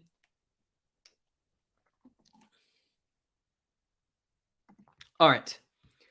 Let's go through game by game really quick again. I will get to as many start sits again as possible. If I don't get to your start sit, go to the WalterPicks app. Best place to go. It's in the YouTube description, in the TikTok bio. You can answer as many start sits in that app for free as you possibly can. And it will also take into account your custom scoring settings. So sometimes it can even be more accurate than me if you don't provide me your custom scoring settings. Who's a good waiver RB that I could have over Tony Pollard? Benjamin, if he's still available, but he probably isn't. I also think Kenneth Walker, if he's still available, but he almost definitely isn't. I would not play DJ Dallas over Tony Pollard, but I do think DJ Dallas is being a tiny bit slept on right now. Christian Kirk, Deontay Johnson, or J.K. Dobbins. I would go Deontay Johnson, I think, in this one this week. Tough matchup for Christian Kirk. I still like Christian Kirk, but he is a tough matchup. All right, let me pull up the guys that are out again on the YouTube Live. So many injuries to be aware of this week and every week moving forward. I mean, understanding the injury landscape is the key. Really the biggest edge you get in fantasy is just monitoring the injuries better than your league mates. Taysom Hill, J.K. Singletary for flex. I would play J.K. I would probably play Singletary over Taysom. I don't know if I'd play J.K. Dobbins over Taysom, but it's definitely close. Again, I don't want to start. I do not want to start two tight ends. I absolutely do not want to do it. Higbee or Goddard. I have Higbee ranked just one spot, I think, ahead of Dallas Goedert. Higbee has the most targets among all tight ends. I mean, he's seen so many targets. Jackson defense or Ravens defense, I would go Jags. Defense over Ravens defense. What's up, Sam? Where's the math at? I forgot the math at today. I'm actually in a different location today. I'm in Cape Cod today for this weekend, and I forgot the math at. I was pissed, but it was not worth driving home getting the math at. So yeah, no math at today. I'm just rocking my normal hair. My receding hairline is brutal. Hate to see it, but it is what it is this week. All right, pick 2, full PPR. Christian Kirk, Darrell Henderson, and Amari Cooper. Yeah, I'm okay. Definitely starting Amari Cooper in this one. I think I would start Christian Kirk over Darrell Henderson as well. But I don't think I would start Darrell Henderson with like ultimate confidence this week. It does sound like Malcolm Brown will be involved. Sam, my man, how's it going this Sunday? 2 hours and 30 minutes before football. It's going fantastic. Yards Brown doing really well, man. It's going to be an exciting week. I think the Pats win this weekend. I don't know how many times I've said that this season. I was on them last week, but I think it's a good matchup for the Pats, so I'm excited for that. I'm very excited for Kenneth Walker season. I'm excited for Mondre season. I'm excited for Benjamin season. I'm very excited for Chris Godwin and Jamar Chase too. There's a lot I'm excited about, honestly, today. So yeah, it's a good day. Love the content. Pick 2, Jacoby Myers, Drake London, and Rondell Moore.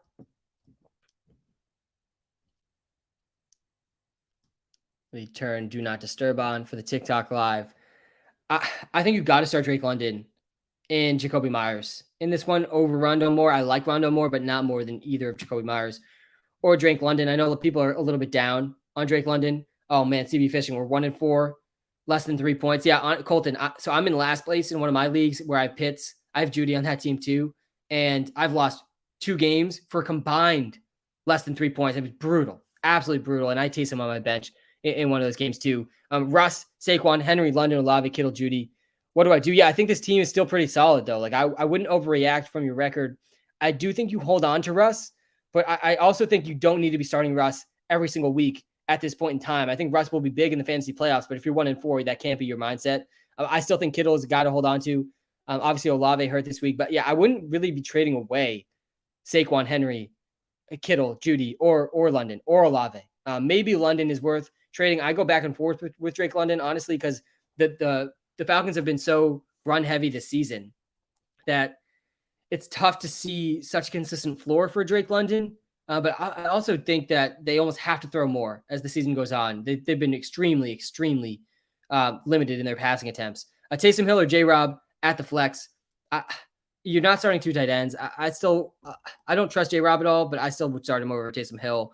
I'm in a tough spot with injuries and bye weeks. Do I wait and see with Melvin Gordon, or do I go with Mostert, Quadzilla, who has been disappointing so far? Yeah, I think I would probably go Quadzilla over Melvin Gordon and over Raheem Mostert still this week. I know it's tough to trust A.J. Dillon with what he's done, and he's also coming off by far his worst game of the season. But I do think this is a get-right spot for the Packers. I think the Packers blow the lid off the Jets today, and I think that's good for Quadzilla and Aaron Jones. Chris Olave is not going to play. So no Chris Olave questions this week. He's not going to play. What's your DK lineup this week? Yeah, let me pull up the DK lineup. Third straight week, I'm going with the Josh Allen, Steph Diggs stack. I'm hooked, man. I can't get off the Josh Allen, Steph Diggs stack in tournaments because the ceiling is just so astronomically higher than every other stack. I mean, the Josh Allen, just him alone at quarterback, he has such a high ceiling with his rushing and passing. All right, let's go up to some of these TikTok live questions. Why do I need to bench Schultz? Look at his last 2 weeks. Schultz has back-to-back donuts. He re-aggravated his injury last week. I mean, I have no faith in Dalton Schultz this week with Cooper Rush. Dalton Schultz, guys, back-to-back donuts. He obviously got hurt last week, only 20% of the snaps, but who's to say that can't happen this week? And the week before that, he played almost the whole game. He only had 3 targets, 0 catches, and 17 air yards. I mean, nothing to be excited about with Dalton Schultz right now. I don't think he can be trusted at all. I think like in the most dire situations, like maybe I would start Dalton Schultz over Zach Gentry, who you probably have never heard of, but Zach Gentry honestly might be a better play than Dalton Schultz this week with no Pat Freiermuth. Gentry saw a solid 9 points last week, and he didn't even play the whole game. And I think the Steelers get crushed today against the Bucs. So honestly, Zach Gentry, I think maybe is a better play than Dalton Schultz at this moment. And also just after back-to-back donuts, man, you got no right to be in my starting lineup. Kittle or Boyd at flex. Again, I hate starting 2 tight ends, but yeah, I'm okay starting Kittle, I think, over Boyd. Obviously, got to wait and see about the T. Higgins injury, but it does sound like T. Higgins is going to play. I will say, too, with this DraftKings lineup that I'm looking at right now, I might make some changes here after the live where I go from Pitts down to Zach Gentry, and I try to find room. for Jamar Chase, who I think is going to have an absolutely massive day. Like, he could easily be the number 1 receiver today for Jamar Chase against a Marshawn Lattimore-less Saints defense. No Marshawn Lattimore today. Miles Sanders or Darrell Henderson? Got to go Miles Sanders. Stash or start Murray? Which Murray are we talking about? Latavius Murray? Don't even stash. I have no faith in Latavius Murray. Kyler Murray? Start. I would start Kyler Murray this week. I think those are the only 2 Murrays, but I could be missing some Murrays. But yeah, we need first and last names, guys, in these comments. Juju or McKenzie? I would lean towards Juju over McKenzie still. I think Juju has gotten a little bit too much hate. He's seen a lot of targets, guys. He's going to find the end zone eventually, and this game could be really, really high scoring. I like him a little bit more than McKenzie, obviously both in that same game. But yeah, Juju now has 8 targets in 4 out of his 5 games. I mean, if you told me before the season that Juju was going to get at least 8 targets in 4 out of his first 5 games, I would have been drafting him everywhere. And obviously, he hasn't scored a touchdown, hasn't made very many big plays yet, but I do like Juju more than McKenzie. I would play A.J. Dillon over Darrell Henderson still. Stevenson is a must start. Again, if you come to the YouTube live, link is in the TikTok bio. You can see my top 10 rankings, every single position. Let me pull up the running back rankings again. We have Mondre inside the top 5 of the running back rankings this week. He is number 4. It goes CMC, Saquon, Eckler, Ramondre Stevenson. I mean, he has to be started against the Browns. Horrible defense.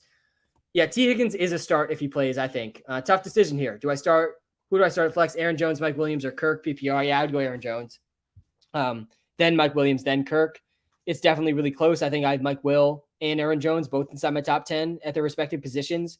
I think I have Mike Will at 7, Aaron Jones at 8. But yeah, the floor for Aaron Jones is just so high, and the ceiling is still really, really high that I think you've got to be playing Aaron Jones in all situations. This week, why is Dion Jones a bench? Yeah, again, he's a practice squad player. Not a practice squad player. He's a special teams player. He made the Colts roster because of his ability on special teams. Multiple injuries. He looks like the best running back on Thursday night, but Phillip Lindsay gets signed basically the day of the game, and he still plays 35% of the snaps last week. I think Phillip Lindsay closer to 50% of the snaps this week. I think Deion Jackson is a complete trap this week. I don't have a lot of confidence in Deion Jackson. So Judy, ETN, J-Rob, pick 2 for flex. Yeah, I'd bench J-Rob for ETN. I like ETN a lot more than J-Rob this week. ETN had a much better week last week. Why too much Browns slaying going on in here? Ben, the Browns defense has been horrible this season. I actually think like the coaching staff for the Browns is somewhat to blame for how bad they've been. I mean, they really have some talent on the defense. They've allowed the 3rd most fantasy points per game to running backs this season. They have allowed the 15th most points per game to receivers this season. But last week against the Chargers, they allowed 170 rushing yards on just 16 carries for Eckler. Like a normal 16 carries. This is like what we see the elite running back get every week. Maybe they can get close to 100 yards. 170 for Austin Eckler against the Browns last week. And we know that the Pats like their strength is running the ball. So yeah, I do like the Pats to beat the Browns today. And then the Browns are obviously going to be able to run the ball really effectively too, as always. But Jacoby Brissett versus Bill Belichick is a nightmare matchup, I think, for the Browns. Not quite as bad as Goff versus Belichick like it was last week, which is why I liked the Pats last week. But I mean, Brissett versus Bill is not a matchup you want to be on the wrong side of. Pitts or Taysom Hill. Yeah, this is like the 10th time we've gotten this question already. I'm starting Pitts over Hill. Personally, I'm starting Pitts over Hill. I think it's super close, though. I have them back-to-back in my tight end rankings. I have Pitts at 7, Taysom at 8. So you could start Taysom Hill over Pitts for sure. Half PPR honestly makes it even more towards Taysom Hill. Non-PPR, you got to start Taysom Hill over Pitts because the rushing versus the receiving is just so overweighted in those formats. Yeah, half PPR honestly is enough maybe to move the needle for me to start Taysom Hill over Pitts. But in a full PPR league, I still think you go Pitts over Taysom Hill. What can I trade Henderson for? It could be an interesting time to trade Darrell Henderson because there's already reports that he's going to have a pretty short leash. If he's not efficient, Malcolm Brown's going to get involved, and they even have an undrafted rookie that's going to be active today. He might get involved. If Malcolm Brown even steals the goal line carries, all of a sudden Henderson's really not a must start player. So yeah, if you could trade Darrell Henderson for say Rachaad White plus something else, I don't hate that at all, and you probably could get that done. I like Rachaad White a lot as a trade target. Talked about him in a TikTok video this week, and I've talked about him on my YouTube videos that I do weekly as well. Rachaad White, guys, very talented receiver. He's one of the few rookies ever to get praise from Tom Brady. I mean, Brady hates rookies, hates them, like with a passion. He always has. And for some reason, he likes Rachaad White. And no, it's not for some reason. It's because Rachaad White's very good at catching the ball. He was a 98th percentile receiver in college. Leonard Fournette had 10 catches last week. If Leonard Fournette got hurt, Rachaad White would win fantasy leagues. But even if Leonard Fournette doesn't get hurt, Rachaad White played 40% of the snaps back-to-back games.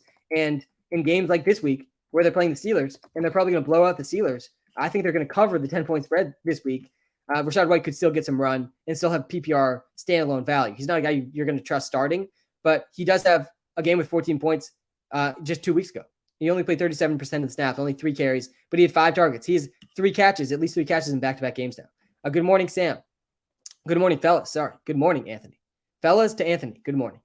Pick 2, Dalvin Cook, Walker, or Hall. I also have Eckler. Yeah, obviously you're starting Eckler. I would play Kenneth over Breece Hall this week just because of the usage, and I would play Dalvin Cook over Breece Hall as well. Obviously, Breece Hall, he's looking like a league-winning running back, but I'm not starting him over Dalvin Cook. I'm not starting over Kenneth Walker. I'm not starting him even over Benjamin. Sutton, Miles Sanders, or Lockett at flex. All 3 of these guys I really want to start. Let me pull up my wide receiver rankings again. Tyler Lockett's so tough to bench right now because we went into the season wrong about Tyler Lockett and DK Metcalf, but especially Tyler Lockett. Tyler Lockett was going so late in drafts, and everyone thought Tyler Lockett would be what he has been, right? This super boom bust player that we don't want anything to do with in fantasy because good luck guessing the weeks he booms. And guys, he has not been that this season. He has been an extremely high floor fantasy player this season. And it's shocking. Tyler Lockett over 10 points, over 12, over 13 PPR fantasy points, 4 straight weeks for Tyler Lockett. That is a strong floor for Tyler Lockett. He's gone over 75 receiving yards in 4 straight games. He's seeing very consistent targets, at least 6 targets in all of those games. He was the number 3 wide receiver in fantasy last week. But I also really don't want to bench Courtland Sutton, who has seen extremely elite usage. I think I would go Sutton in this one.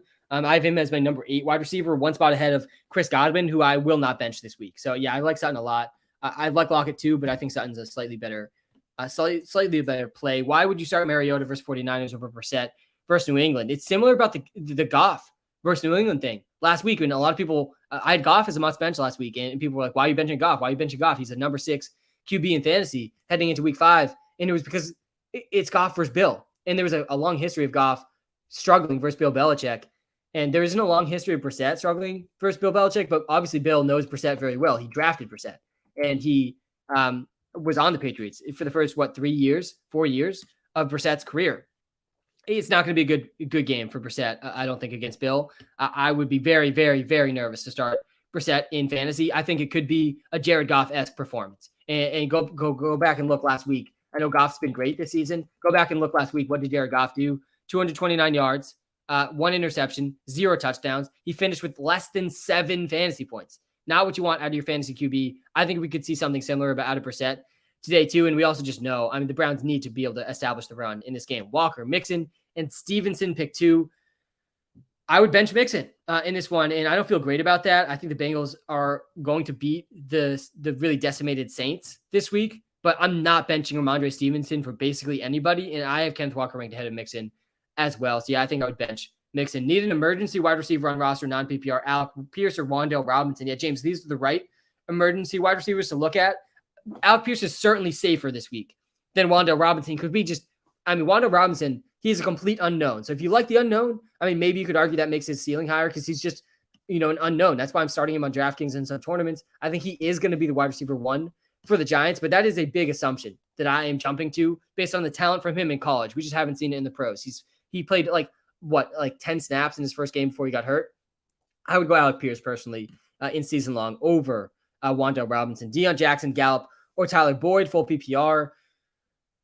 Yeah, I feel like you kind of have to go Dion Jackson in this one. It's him or Gallup for me between these two. And again, I think Dion Jackson is a trap this week. I don't trust Dion Jackson very much this week. Again, he's been on the Colts roster and on their game day active roster for special teams before these injuries. They went out and signed Phillip Lindsay. I wouldn't be shocked if Phillip Lindsay out carries and out rushes Dion Jackson today, even though Dion Jackson looked better on Thursday Night Football.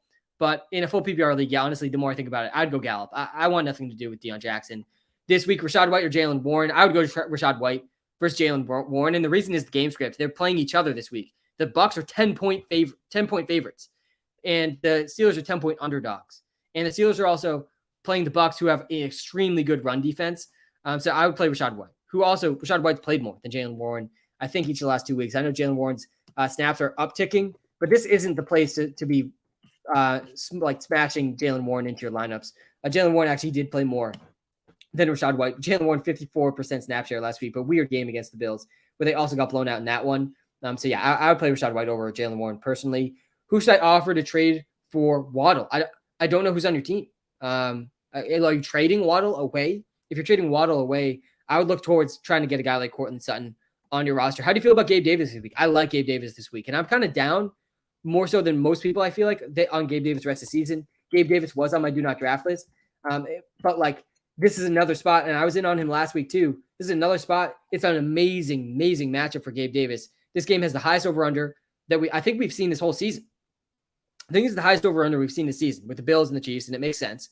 2 of the most high-powered offenses in the NFL. And the thing with the Bills is, too, again, this is one of the few teams that can keep pace enough with the Bills that the Bills can't just, say they already won the game in the fourth quarter and barely do anything in the fourth quarter, like what happened last week when the game was over at halftime against the Steelers. The game will not be over at halftime against the Chiefs. And even if it is, they will keep going, I think, against the Chiefs, especially after how they lost last season in the playoffs against the Chiefs. So, yeah, you got to start Gabe Davis this week against the Chiefs. I don't think there's any way around it, really.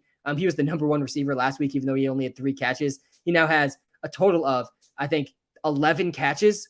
11 catches for Gabe Davis this season. Crazy. He's number 1 in yards per reception. The dude is averaging 28 yards per reception, which is absolutely ridiculous. It will not be sustained throughout the season. But, yeah, this is just going to be such a high-scoring game that Gabe Davis is a top 20 play and should be started, I think, in most situations. All right. I'm putting Garrett Wilson at flex. Any waiver players that could be better than him? No, I don't think you're finding waiver players better than better than Garrett Wilson, unless they're Kenneth Walker or Benjamin, and those guys are not still available, I don't think, on any waiver wires. Devin Duvernay or Alan Lazard? I would go Duvernay over Lazard. And Geno or Joe Burrow? I think I have Burrow over Geno. Let me pull up my QB rankings. Again, I do have Geno in the top 10. Yeah, I have Burrow 1 spot ahead of Geno. It's a better matchup for Geno than Burrow. But I want to play Burrow this week against the Saints with no Marshawn Lattimore. I want to play Burrow this week. I'd play Burrow over Geno. Jeff Wilson or Ramondre. You cannot bench Mondre. Do not bench Ramondre Stevenson, guys. I have him as my number 4 running back this week. Walter, our AI algorithm that powers the WalterPicks app. If you haven't checked that out yet, check it out for free in the YouTube description or the TikTok bio. But Walter has him as the number 2 running back this week against the Browns. Again, Browns run defense. They just allowed 170 rushing yards to Austin Eckler on just 16 carries. I think that might have been his best rushing game of his career on that few of carries. Mondre coming off a 25-carry game with no Damian Harris. Damian Harris hasn't officially been ruled out yet, but I'm very confident that he won't play because he got reported after the game last week that Damian Harris was going to miss multiple games. So I don't have any confidence he's going to be back after missing no games. All right. Tom Brady without Chris Godwin, Mike Evans this season. He ranks 19th in EPA He's been not very efficient. In the 2 games with Chris Godwin and Mike Evans this season, he's ranked as a top 8 quarterback in basically every metric. And the Pittsburgh secondary is absolutely decimated. They're without 3 of their best pieces in the secondary. That's the Steelers. I like Brady a lot on DraftKings this week too. The quarterbacks I'm deciding between on DraftKings this week, it is Josh Allen, Kyler Murray, Geno Smith, Tom Brady. At their respective prices, I think Brady has a case for the best value. I still can't get off Josh Allen in tournaments. I just think his ceiling is just so ridiculously high with his rushing and passing ability in this game. But yeah, Brady's a really good spot. I'm not benching Chris Godwin this week. Tom Brady shows up to his press conference before his last press conference before the game wearing a Chris Godwin shirt. Joe Burrow shows up to the game where he won the national championship and the same stadium where he won the national championship against the Saints this week. And he shows up wearing a Jamar Chase LSU jersey. I mean, Jamar Chase, Chris Godwin, they're going nuclear today. Not even just for those narratives, but also they're in great spots. There's no Marshawn Lattimore. And again, the Steelers secondary is decimated. And the Buccaneers just keep throwing the ball. I think, again, Joe Burrow, Jamar Chase, got to start them this week. Start Jalen Waddle or Devonta. Yeah, this one's definitely super close. Let me see where we have them in our rankings in the WalterPicks app. I imagine Waddle will be higher, but I could be wrong about that. Yeah, I still think I would go Waddle. I still think Waddle sees just as many targets as Devonta Smith, and I trust what Waddle can do with the ball in his hands, even though I don't think Waddle or Tyreek will get very many deep targets this week. Guys, if you're watching live on YouTube, hit the like button, hit the subscribe button. If everybody hits the subscribe button on the YouTube live right now, we can get pretty close to 8,000 YouTube subscribers. We're getting close to the 10K goal. If you're watching live on TikTok, guys, hit the follow button on TikTok. Also, if you desperately want your TikTok comment answered, then do the live TikTok subscription and you will automatically get your TikTok live question answered, or come to the YouTube live and you can probably automatically get your question answered for free right away. Because on the TikTok live, on the YouTube live, you can see my top 10 rankings, every position, my picks against the spread, my also my DraftKings lineup. And I haven't even given away the free prop pick of the day yet. Let me answer this question first, then we'll get to the free prop pick of the day. And I have talked about him a decent amount very recently. Hey, Sam, how are we doing this morning? I'm doing great, man. I'm very excited for this week. I think it's going to be a very fun NFL week. And I'm very excited about my DraftKings lineups, honestly, this week too. I've had back-to-back good weeks on DraftKings. I'm very excited for the Bills-Chiefs game. I think the Pats win this week. A lot to be excited about, honestly, this week. Najee or Juju at flex? God, I'd go Juju over Najee. It's so tough to trust Najee this week. I do think he's in bench, like sort of must-bench territory. I struggle to put him on the must-bench list because I do think you have to start Najee still over like Dion Jackson or some of these sort of fringe wide receiver threes. But I do trust Juju more than Najee. It's a tough matchup against the Bucs for Najee. Already have Saquon and Stevenson for RBs. Yeah, you are crushing the RB situation then. Yeah, bench Najee. And also, what is a waiver wire defense you recommend? Yeah, so defenses this week. I think the Pats and the Browns defenses are both in play this week. Again, I don't love the Browns defense overall and how they've been this season, but I also think Bailey Zappi is getting a little bit overrated at this point in time. I like the Pats defense more than the Browns defense, though. This week, the Pats defense has been good, not great. But again, I do trust Bill Belichick in a head-to-head against Jacoby Brissett, a very one-dimensional offense against Jacoby Brissett. I think Bill Belichick and the Pats defense can definitely win this game and make Brissett look pretty bad in this game. Similar, not quite as bad, but similar to what we saw with Jared Goff last week. I do see a video right now of Damon Harris testing things out before the game. He honestly doesn't look terrible in this test out, but we have no report yet on Damon Harris. If Damon Harris plays, though, I mean, that's a massive, massive change to the landscape of this week. Nobody expects Damon Harris to play. He is technically still questionable, though, so I will keep you guys updated on that. We should get the official injury reports in a little under an hour at this point. I would definitely start Kenneth Walker over J.K. Dobbins, seeing that one in the TikTok live. What's up with T. Higgins? He's testing it out pregame, but I think he is a must start. I'd play Sutton over CeeDee Lamb as well. Yeah, so I think the Pats defense, they're probably available in most waiver wires. I'd probably go with them. All right. Let's pull up the free player prop pick of the day. It is Chris Godwin over 62.5 receiving yards. Lock this one in, guys. Lock this one in as the layup of the week. I think Chris Godwin could get 10 plus targets today against the Steelers defense they're missing their three of their top 4 pieces of their secondary are out today for the Pittsburgh Steelers. Let me pull up the Pittsburgh Steelers depth chart really quickly just to walk through how bad the injuries are for them on the defense. So yeah, they're without They're starting strong safety, Terrell Edmonds. They're starting free safety, Minka Fitzpatrick. And then two of their best corners, Cameron Sutton and Levi Wallace, all out today. Brady's going to smash today. I think Brady has a huge day. Today, I think Chris Godwin has a massive day. I think Godwin goes over 100 yards today. That's probably even a better odds prop that I would be considering. But yeah, I like Chris Godwin on DraftKings in every single lineup. I think he goes over 62.5 receiving yards pretty easily today. I'm taking the layup this week with Chris Godwin. 62.5. You can find this one on DraftKings. You can find this one on Underdog. You can find this one on Prize Picks. I do like Chris Godwin. How are we feeling about T. Higgins? I still think you got to start him if he plays. Cousins or Burrow? I'm starting Burrow over Cousins this week. Do I start Clyde? No, I don't think Clyde is a must start at all. We saw it last week. If he doesn't score a touchdown, he's going to go over under 10 fantasy points. Happy Sunday, Pitts or Taysom. If you told me this would be a real question before the season, I'd call you crazy. Yeah, me as well, Philip. I drafted just way too much Kyle Pitts. I'm leaning Taysom because of all the Saints outs. Yeah, Philip, I would go Taysom then.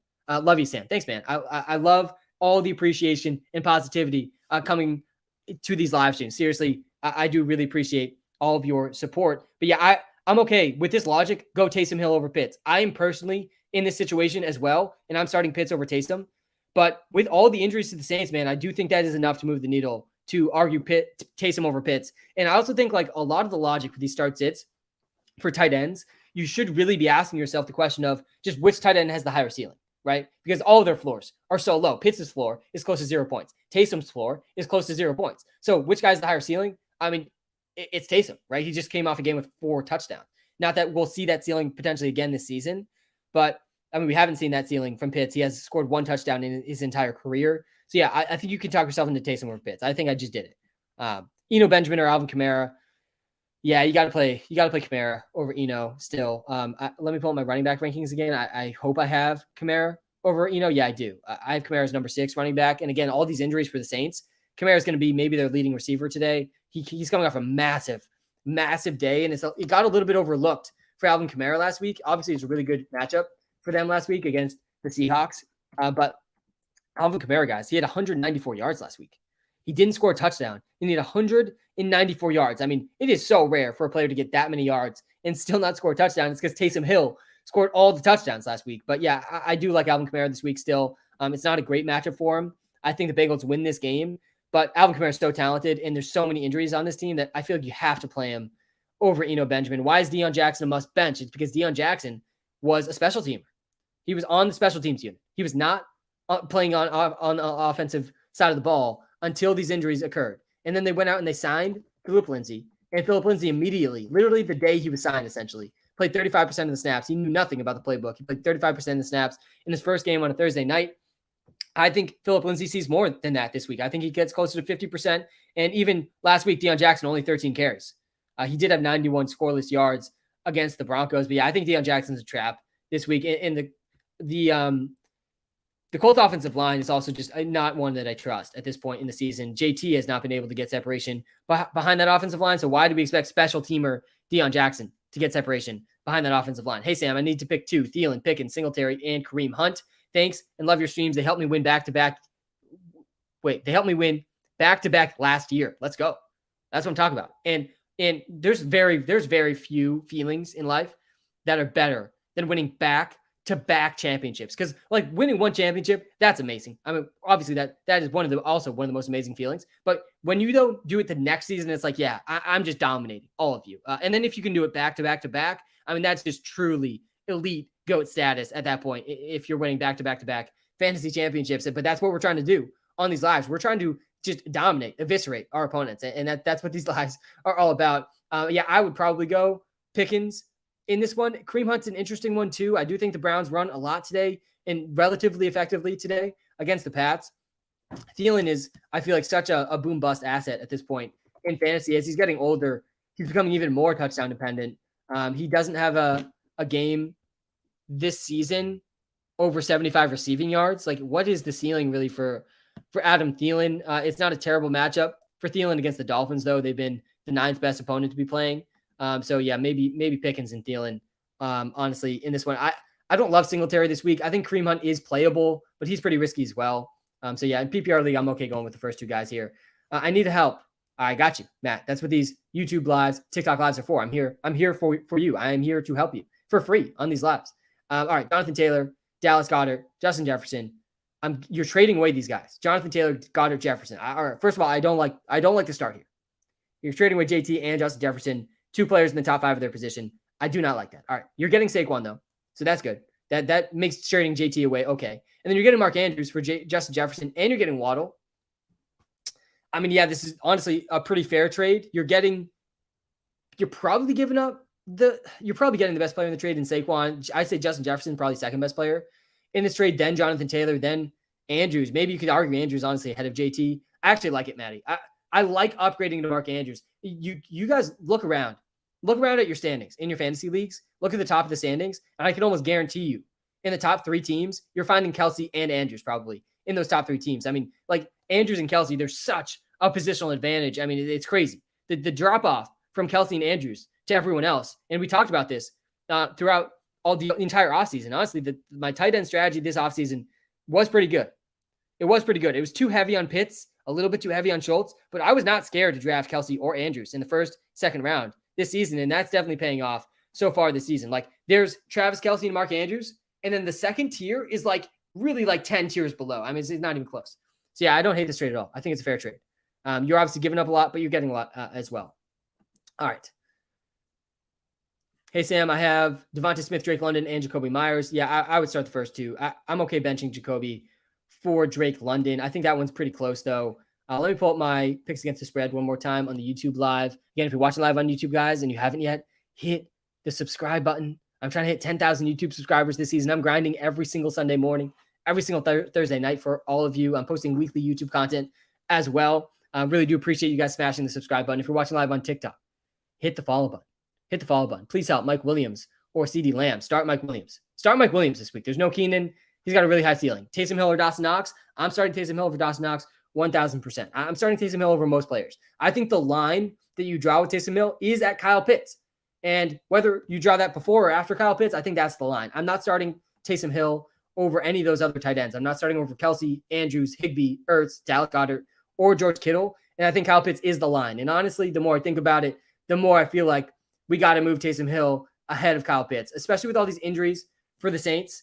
I'm making this change right now. I'll probably make this change in my own lineup after the stream too. But yeah, Taysom Hill, I think start him over Kyle Pitts, but don't start him over Kittle. Don't start him over Dallas Goedert. Don't start him over Mark Andrews, Tyler Higbee, obviously Zach Ertz, and Kelsey too. Don't start him over any of those guys. Why bench Dion Jackson? Again, I just don't trust him.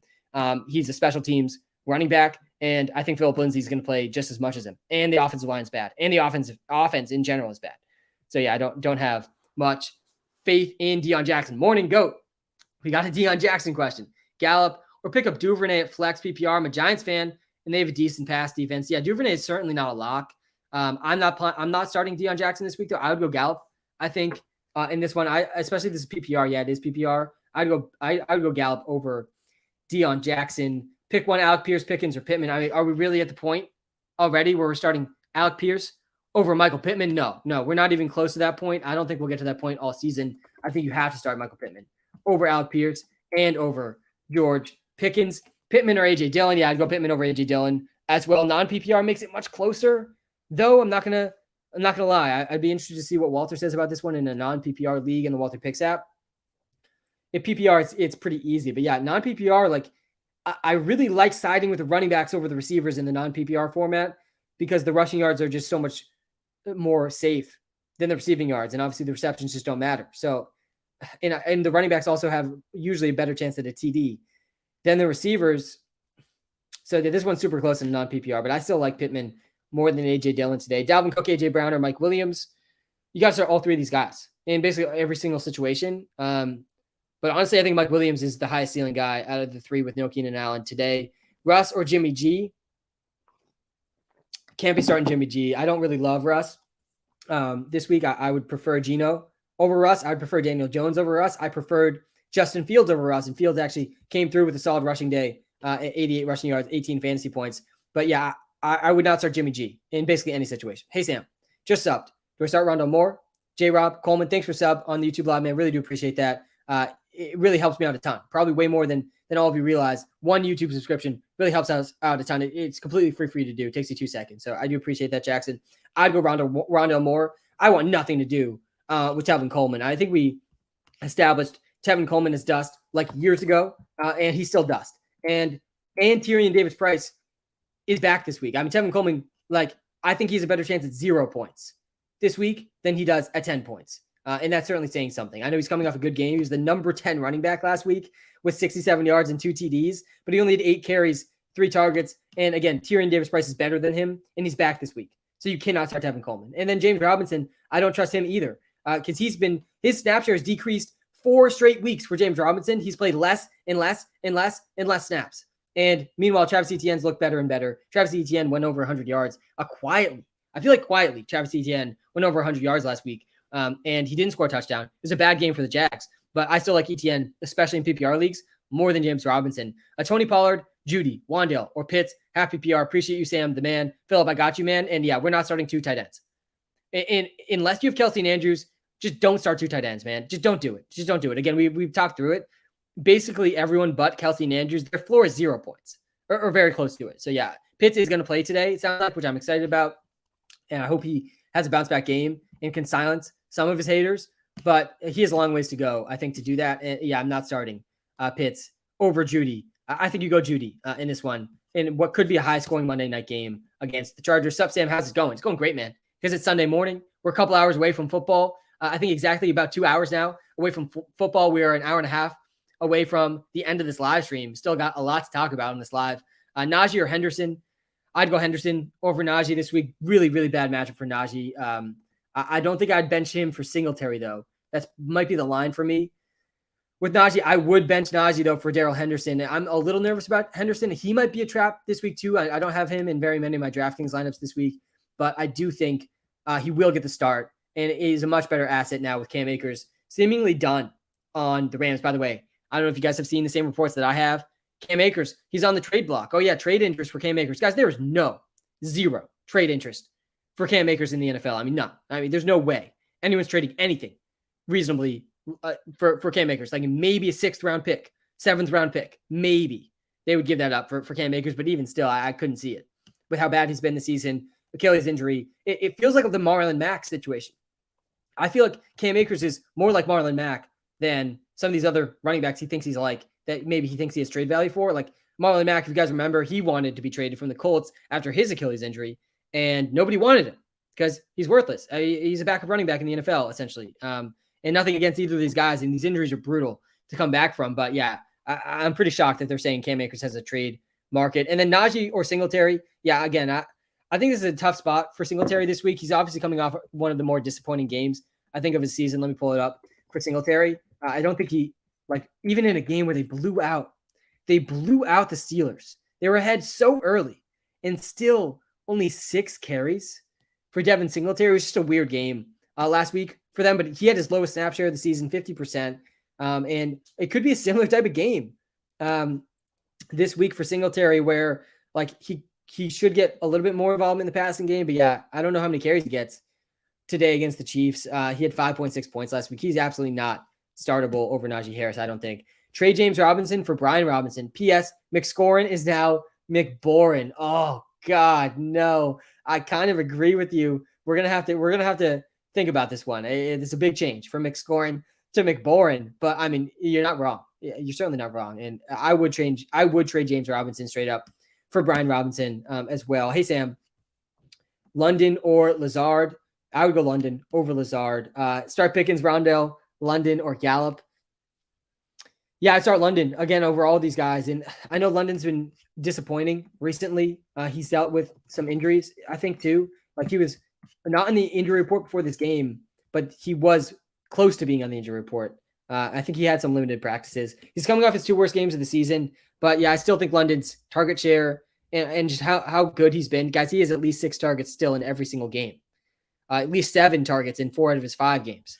So Drake London, I still think has a pretty good floor ceiling combo. Rondell Moore or Amari Cooper for my flex position. You got to go with Amari Cooper. Rondell Moore is an interesting play this week. I do like him against the Seahawks. It's a good matchup for Rondell Moore. Against the Seahawks, he played almost every snap last week. Rondell Moore is very involved last week, but I still think Amari Cooper is a better option. And we've seen Amari Cooper have some pretty elite games.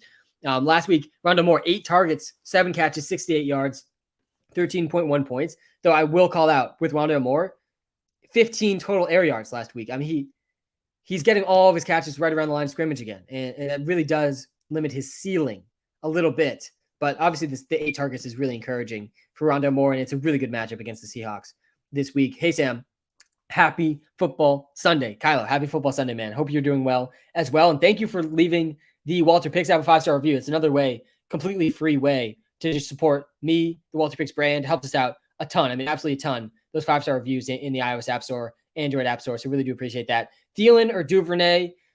Oh, God, man. I think I'd still go Thielen over Duvernay. It's certainly really close this week. I wouldn't be shocked if the WalterPicks app disagrees with me about Thielen versus Duvernay. We have Duvernay ranked relatively high. Yeah, we still have Thielen over Duvernay, though. Yeah, it's a good matchup for Thielen. He's up against the 4th worst defense against receivers so far this season. So yeah, I do like Thielen, I think, more than Duvernay. I'm still playing Christian Kirk over DJ Moore, though I will say, and I feel like I've been saying this about AJ Dillon a little bit and DJ Moore a little bit too each week. Like, I do feel good about DJ Moore this week. He's been pretty good, guys, with PJ Walker. Let me actually pull up these stats. Let me see if I can pull up the Game Splits app really quickly. But DJ Moore's been good with PJ Walker. Like, he's probably going to see at least 7 targets again today, and that's obviously good news for DJ Moore. And it's not the worst matchup for DJ Moore either, in a game that the Panthers are 10-point underdogs in this game. I do like the Panthers against the spread, by the way. I think 10 points is just a lot to be giving to the Rams. The Rams have quietly been horrible against receivers, and I feel like the general fan, they hear about the Rams, and they think Jalen Ramsey, Aaron Donald, yeah, that defense is elite, that secondary is elite, and that is not the case at all this season. The Rams have been torched in most of their games that they played. All right, I have it up here.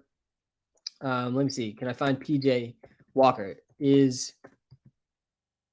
his name Philip? Is his real name Philip Walker? That's what I'm seeing here in this. Let me see. PJ Walker. Yeah, his real name's Philip. I did not know that. Philip Walker is also, I guess, as he would go by. All right, so Philip Walker in games, DJ Moore in games with PJ Walker. Sorry, I was wrong. So in games without PJ Walker, this is going back to, let's see, we'll go back 3 years. In 3 years, let me see if 2 years changes it. It doesn't. All right. So he's played 10 games. DJ Moore's played 10 games in the last 2 years with PJ Walker. In those games, he's averaging over 9 targets per game, 78 receiving yards per game. That is well over his averages without PJ Walker. So PJ Walker clearly knows DJ Moore is good, and he's going to pepper DJ Moore with targets. So like DJ Moore is definitely playable this week. All that being said, though, again, I still think Christian Kirk is a little bit better of an option. Christian Kirk, though, meanwhile, he is a really tough matchup this week. So honestly, looking at these numbers for DJ Moore, let's assume both guys get 9 targets. DJ Moore 9 targets, Christian Kirk 9 targets.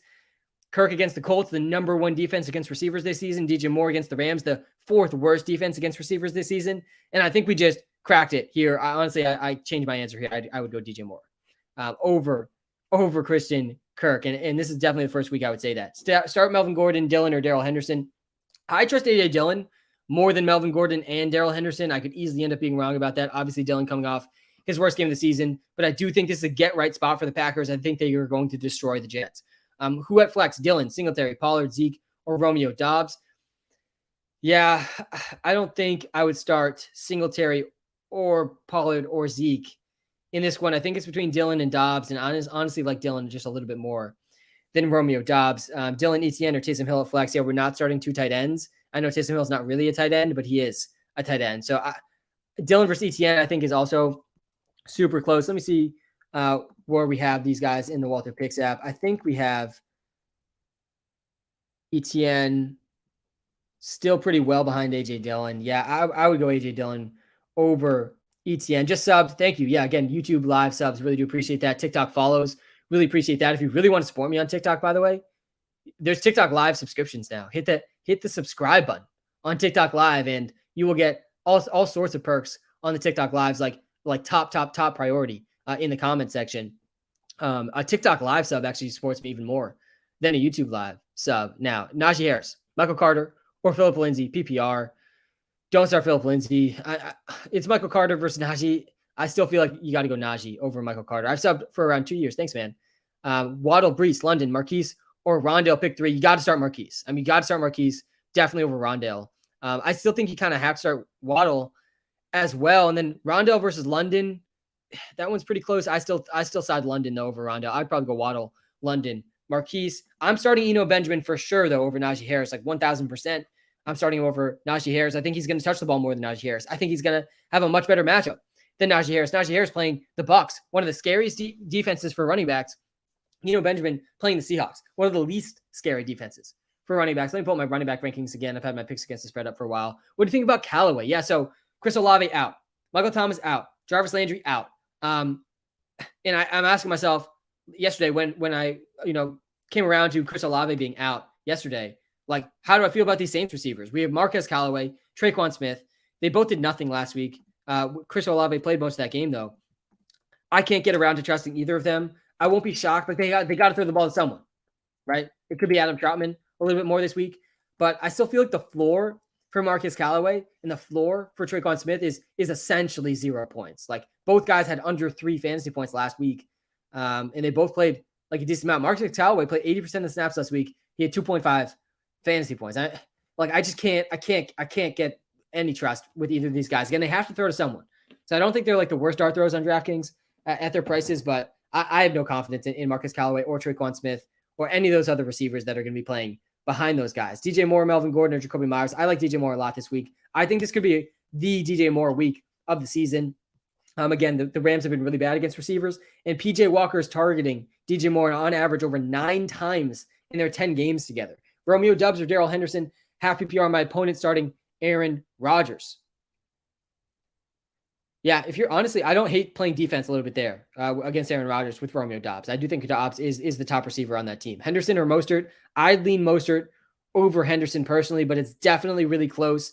And there's just a little bit more risk, I think, with Henderson's workload. If Henderson comes out and he starts this game really inefficient, and he's been really inefficient on the ground this season, he's not going to see that many carries. Obviously, though, there's the case where he doesn't start inefficiently, and they're a 10-point favorite against the Panthers. But yeah, this season, guys, Darrell Henderson, 4 yards a carry. It's not great. Ranks 41st in the NFL. He's been more involved as a receiver, which I do like for him in PPR leagues. But guys, in week 1, he played 80% of snaps that week without Cam Akers really being involved, and he's had 12.3 fantasy points in that one. I feel like he's riskier than he might seem. That's Darrell Henderson. Start 2, Stevenson, Hall, Evans.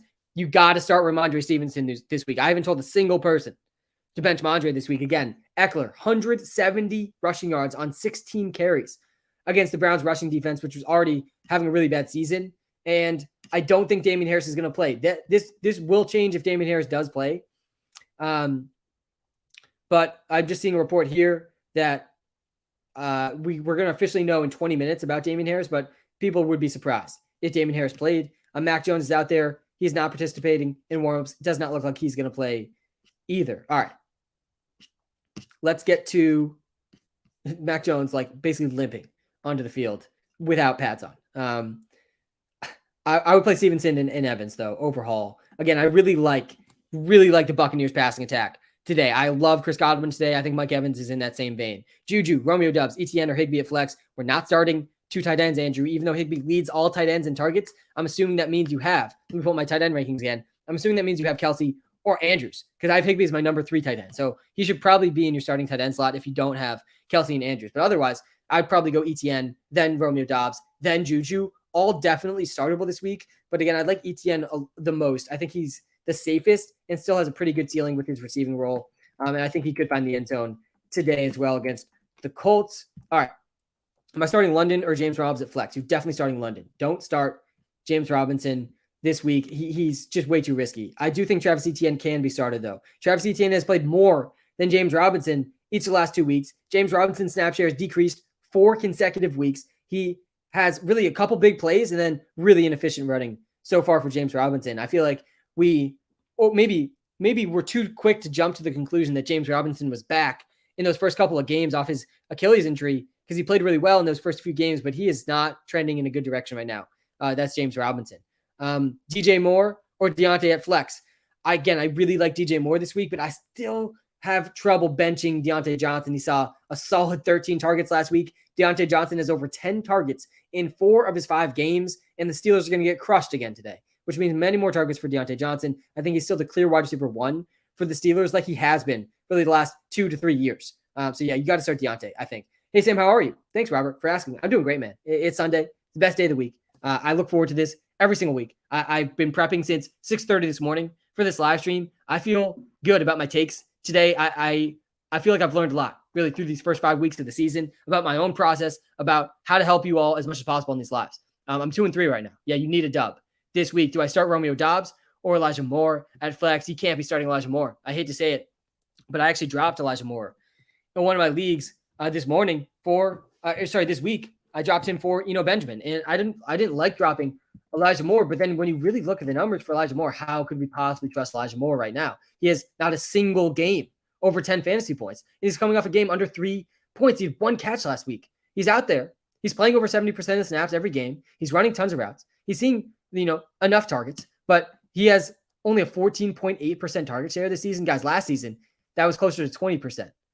He's averaged 7 targets a game. Last season, he's averaging 6 targets a game. This season, Garrett Wilson's clearly good, and I think ahead of Elijah Moore, and then Corey Davis has had plenty of games ahead of Elijah Moore too. It's just too tough to trust Elijah Moore right now. I actually still really like Elijah Moore, the player, but the volume is just not there enough. I would go Romeo Doubs. Fournette, CD, and Hayden Hurst for Saquon, Kirk, Waller, who wins. Yeah, I think the Saquon side wins pretty easily. I'd prefer Saquon over Fournette rest of season.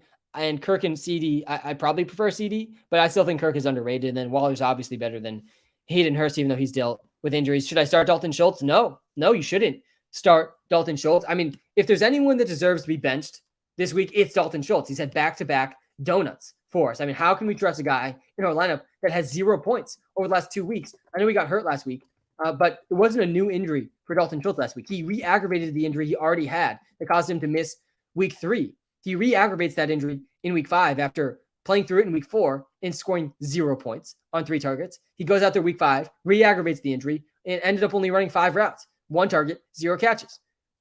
And he's supposedly off the injury report again, but who's to say that won't happen again this week? And just in the games with Cooper Rush, I mean, he had 1.8 points before the injury too, in that game with Cooper Rush. Guys, Dalton Schultz, he has a combined 1.8 points in his last 3 games. Any update on Higgins? Yeah, thanks for the TikTok live subscription, by the way. Again, I will prioritize your comments for the TikTok live sub. And yeah, Higgins has to be started. There's no official update. We're going to get the official injury reports, I think, in about 15 minutes, around 11:30 a.m. Eastern. But all reports indicate T. Higgins was going to test it out pre-game, but he's going to play. He's going to play. So yeah, trust T. Higgins this week. I'm starting Taysom Hill over Dalton Schultz 1,000% of the time. For the foreseeable future until Dak comes back and we see Dalton Schultz get more involved and Dalton Schultz look healthy. We have not seen a healthy Dalton Schultz in a few weeks now. Sam, should I start Travis Etienne or Darrell Henderson? Again, I think Etienne's safer than Henderson. Henderson, I guess you could argue, has a higher ceiling because he's playing the Panthers and they're 10-point favorites, right? And there's no Cam Akers. So Henderson's going to start as a 10-point favorite. He's been pretty involved in the passing game. But I also think that Henderson's on a much shorter leash than Etienne. Again, I think if Henderson comes out in this game and say he gets 10 carries, only 25 yards, 30 yards on those 10 carries, he's probably not going to get more than those 10 carries. So I don't love Henderson this week, and I think I would probably play Etienne over him. Wilson or Trevor Lawrence, I think this is the week to bench Russell Wilson, but not for Trevor Lawrence. I would prefer Geno Smith over both these guys. I would prefer Daniel Jones over both these guys this week too, but I would play Trevor Lawrence over Russ this week. What up with Higgins? Am I starting him or London? So Higgins is dealing with an injury still. The same injury he's been dealing with, which I think is an ankle injury. Let me pull it up for T. Higgins. But everything I've read about T. Higgins up to this point is that he is questionable. They have not officially ruled him in, but there was optimism. Yeah, it was an ankle injury that he's going to be able to play week 6. And he returned to practice on Friday, got into full practice on Friday. And that's a really good sign, I think, for his ability to play this week. So if he plays, you got to start him. The Saints are without Marshawn Lattimore today.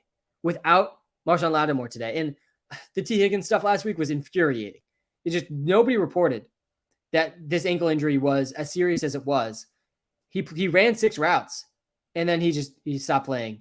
So re-aggravated the ankle injury, or it's worse than they thought, or they just didn't need him against the Ravens. That was on prime time. They did need him in that game. But yeah, I think T. Higgins is still a must start this week based on the reports we have. Pitts or Hill? Yeah, so we pivoted on this one mid live stream. I'm playing Hill over Pitts now. I'm playing Hill over Pitts. And I think the reason that this is super close. Again, I have them back to back in my rankings. You can see those rankings live on the YouTube live. But I do have Hill over Pitts. You got to play Hill over Hayden Hurst. You got to play Hill over Gerald Everett. You got to play Taysom Hill over David Njoku. And the reason is all these Saints players are out. The top receivers for today for the Saints, Marquez Callaway and Traquan Smith. I mean, complete dust. At receiver, there's no Michael Thomas. There's no Jarvis Landry. There's no Chris Olave. So I think they're going to have to get Taysom Hill involved. Again, whether that be as a receiver or a runner, I think Taysom Hill does have more touchdown ceiling than Kyle Pitts, and therefore he's got to be started. And it really does come down to the ceiling for these tight ends because they all have such a low floor. Kenneth Walker over Dalvin Cook or Brees. I'm playing Kenneth Walker over Brees today. Yeah, I'm playing him over Dalvin actually as well, but I would play Dalvin and Walker over Brees Hall today. I still think Michael Carter will be involved. As good of a week Brees Hall had last week with that huge catch, he also lost 2 goal line carries to Michael Carter, and I think that could easily continue and lower Brees Hall's floor and ceiling. And then Kenneth Walker in a really good spot, I think, against the Cardinals. I think he is must start. Why not Dion Jackson? Let me talk about Dion Jackson one more time on this live. He was a special teams player for the Colts. This is not like a underrated running back coming out of the woodworks. Like he made the active roster for the Colts for special teams purposes. In the games with Jonathan Taylor, Nyheim Hines, he scored a combined negative 0.3 points. He had 2 carries, negative 3 yards through the first 4 games. He played 0% of the snaps in 3 of the first 4 games. He was a special teams player. Then they signed Phillip Lindsay like the day of the game on Thursday night, and he still plays 35% of the snaps. He plays fine. Dion Jackson did look like the best running back for them on Thursday night, but I think Phillip Lindsay is going to be at least half the snaps today. And the Colts offensive line also sucks. They're also really bad. They couldn't open running lanes for Jonathan Taylor, so why would we assume they could open up running lanes for Dion Jackson? I don't trust Dion Jackson at all. I think he is the trap of the week. Kyle Pitts or Ingram or Irv Smith. I'm playing Kyle Pitts over Ingram. I play Pitts over Everett as well. Again, if you come to the YouTube live, you can see my tight end rankings just scrolling across the bottom of the screen. They will answer a lot of the questions I'm seeing in the TikTok live. Why not Elijah Moore? Elijah Moore does not have a single game over 10 points this season. How to manage Higbee? Start him. You start Higbee. I mean, he is the number 1 tight end in targets. No tight end has more targets than Tyler Higbee so far this season. I know he was questionable for some time for this game too, but he's playing. So yeah, you got to start Tyler Higbee.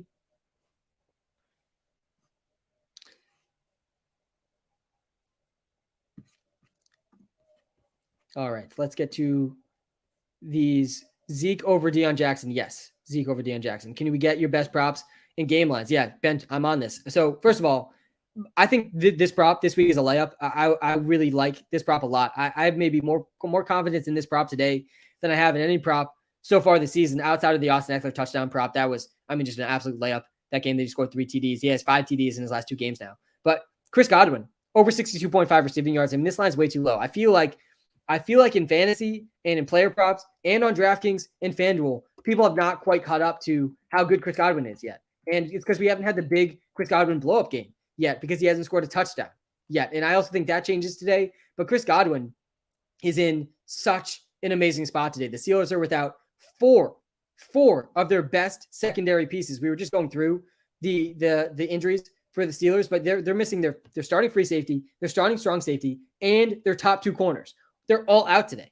And we know the Buccaneers have skewed extremely pass heavy over the last few weeks. They've had 52 pass attempts in each of their last 2 games. That ranks top 5 in the NFL in pass attempts. And Chris Godwin back to finally full health. He escaped last week with no setbacks. He actually only played 54% of the snaps last week, but he escaped with no setbacks. He still had 6 targets, 61 yards last week. So he actually hasn't cleared this prop once, but he's clearing it today. I have him in almost all my DraftKings lineups this week. I really like Chris Godwin today. Then let me pull up my picks against the spread. I'll talk through some of my favorites. I have no locks against the spread this week. I do like the Pats against the Browns. Similar to why I liked the Pats against the Lions last week. The Jacoby Brissett versus Bill Belichick matchup is just so in Bill Belichick's favor. Obviously, Bill drafted Jacoby Brissett and brought him up and is the reason, really, Brissett has had the opportunities he's had in the NFL, I don't think this is a good spot for Jacoby Brissett and the Browns. I do think the Browns can still have effectiveness on the ground, but the Pats, like the Browns defense plays perfectly in the Pats' strengths of running the ball as well. That's why it's hashtag Mondre season. And we haven't had the Damien Harris rule out officially yet, but I do think that's coming. I will take the Eagles in this game too, -6.5 versus the Cowboys. I think the Eagles are just so much better than the Cowboys. I think this is going to be Cooper Rush's first loss. Obviously 6.5 points, a lot on primetime, but I do like the Eagles in that game as well. I wouldn't touch the Buccaneers -10 versus Steelers. I do think they win by more than 10, but I don't feel very confident with that many points.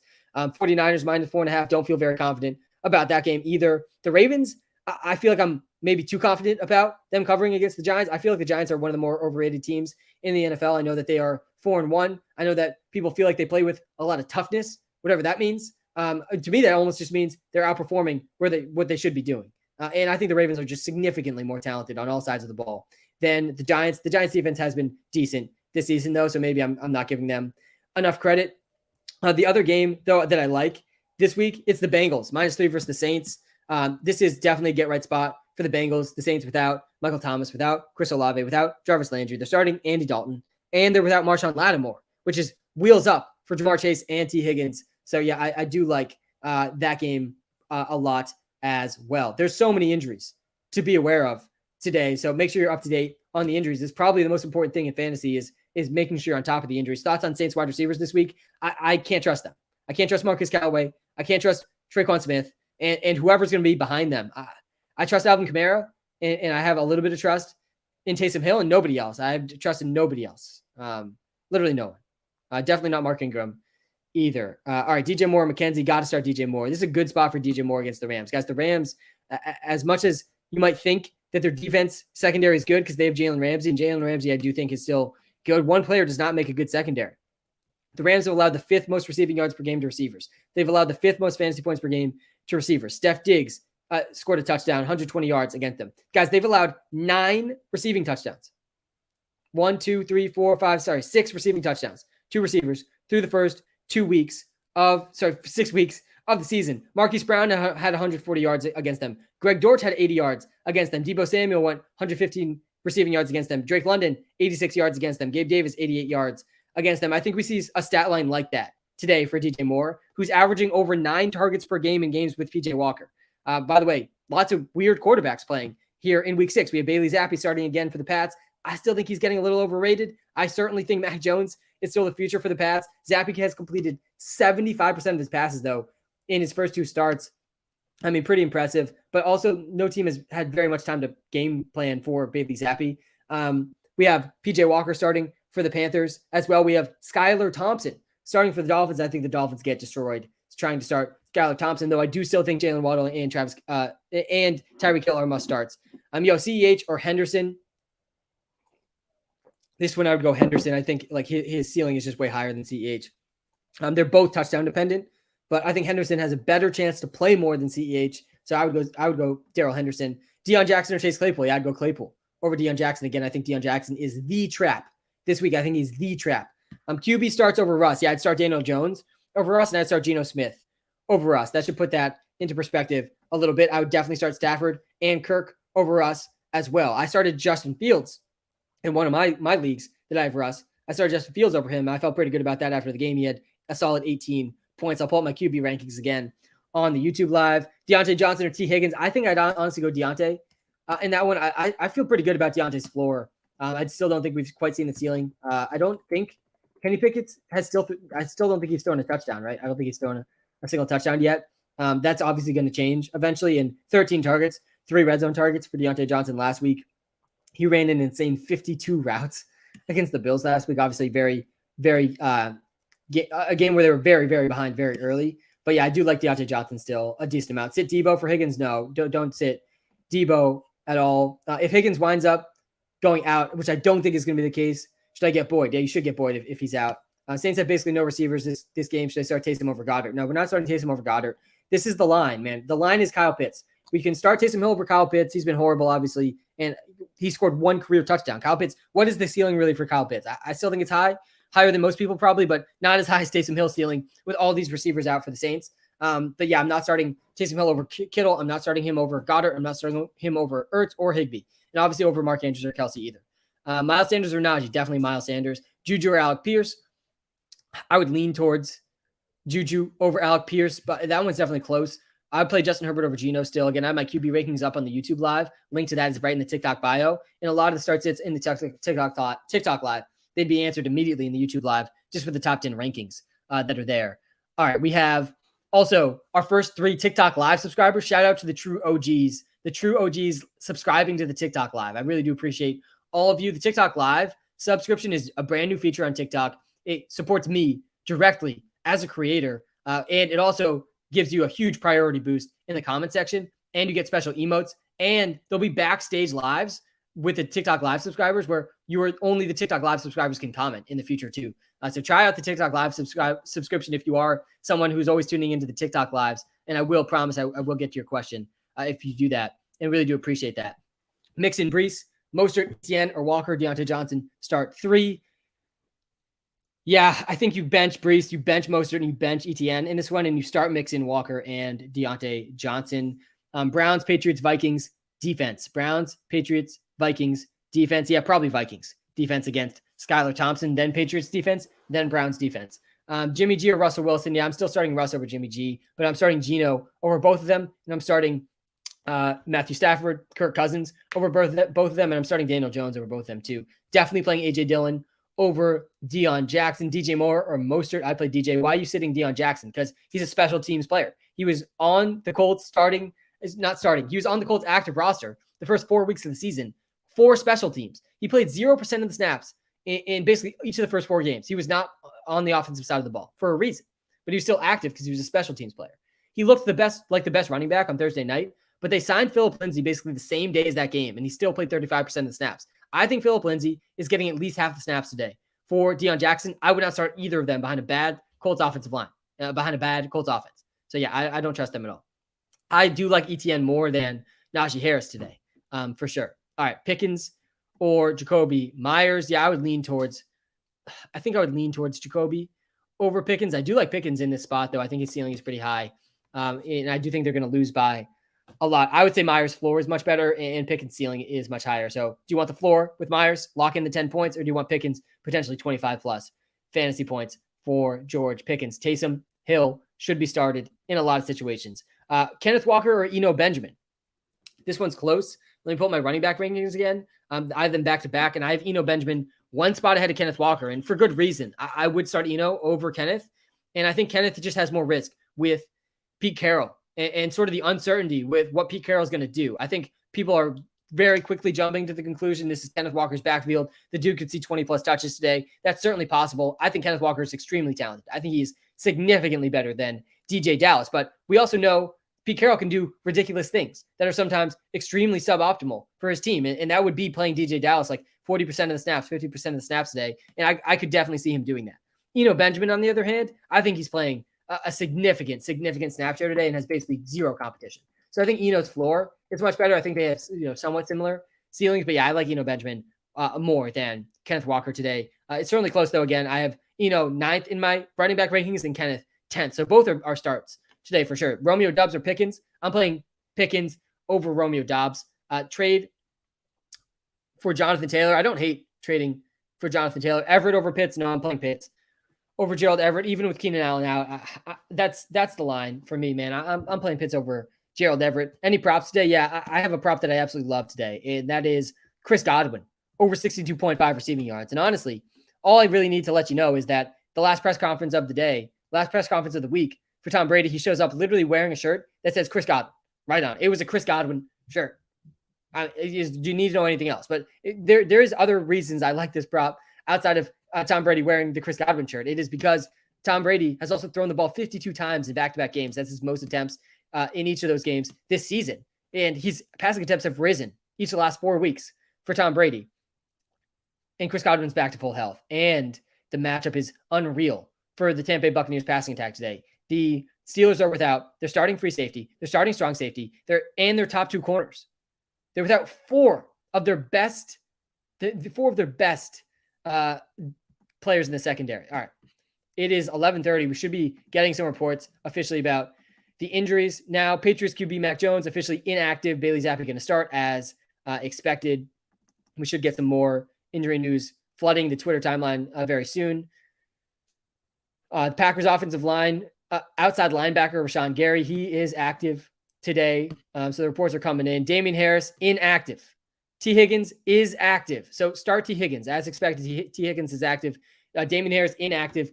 Mac Jones, inactive. It is officially hashtag Mondre season. Lawrence Guy, inactive, which is a huge inactive. I think that one was expected as well. But really bad guy to be out for the Pats against a really good Browns run attack. Chris Olave is officially inactive. Marvin Jones is officially inactive. Zay Jones is active. I think we all expected Marvin Jones to be out too.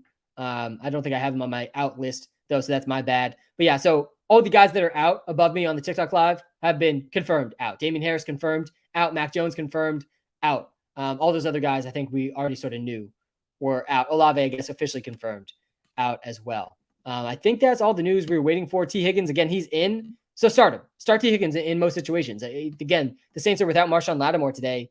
I do like T. Higgins. I like Jamar Chase a lot this week too, and I really do think Joe Burrow is a pretty good start as well.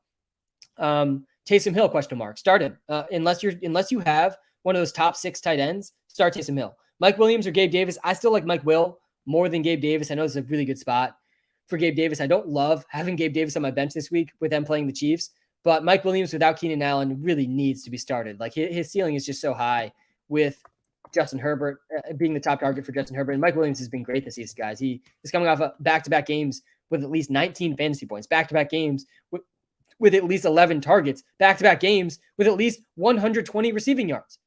And he didn't even score a touchdown in either of those games, and he goes over 19 fantasy points. Like he has 3 games now with at least 19 fantasy points, and the 2 games without Keenan Allen, back-to-back games. I mean, he's been great.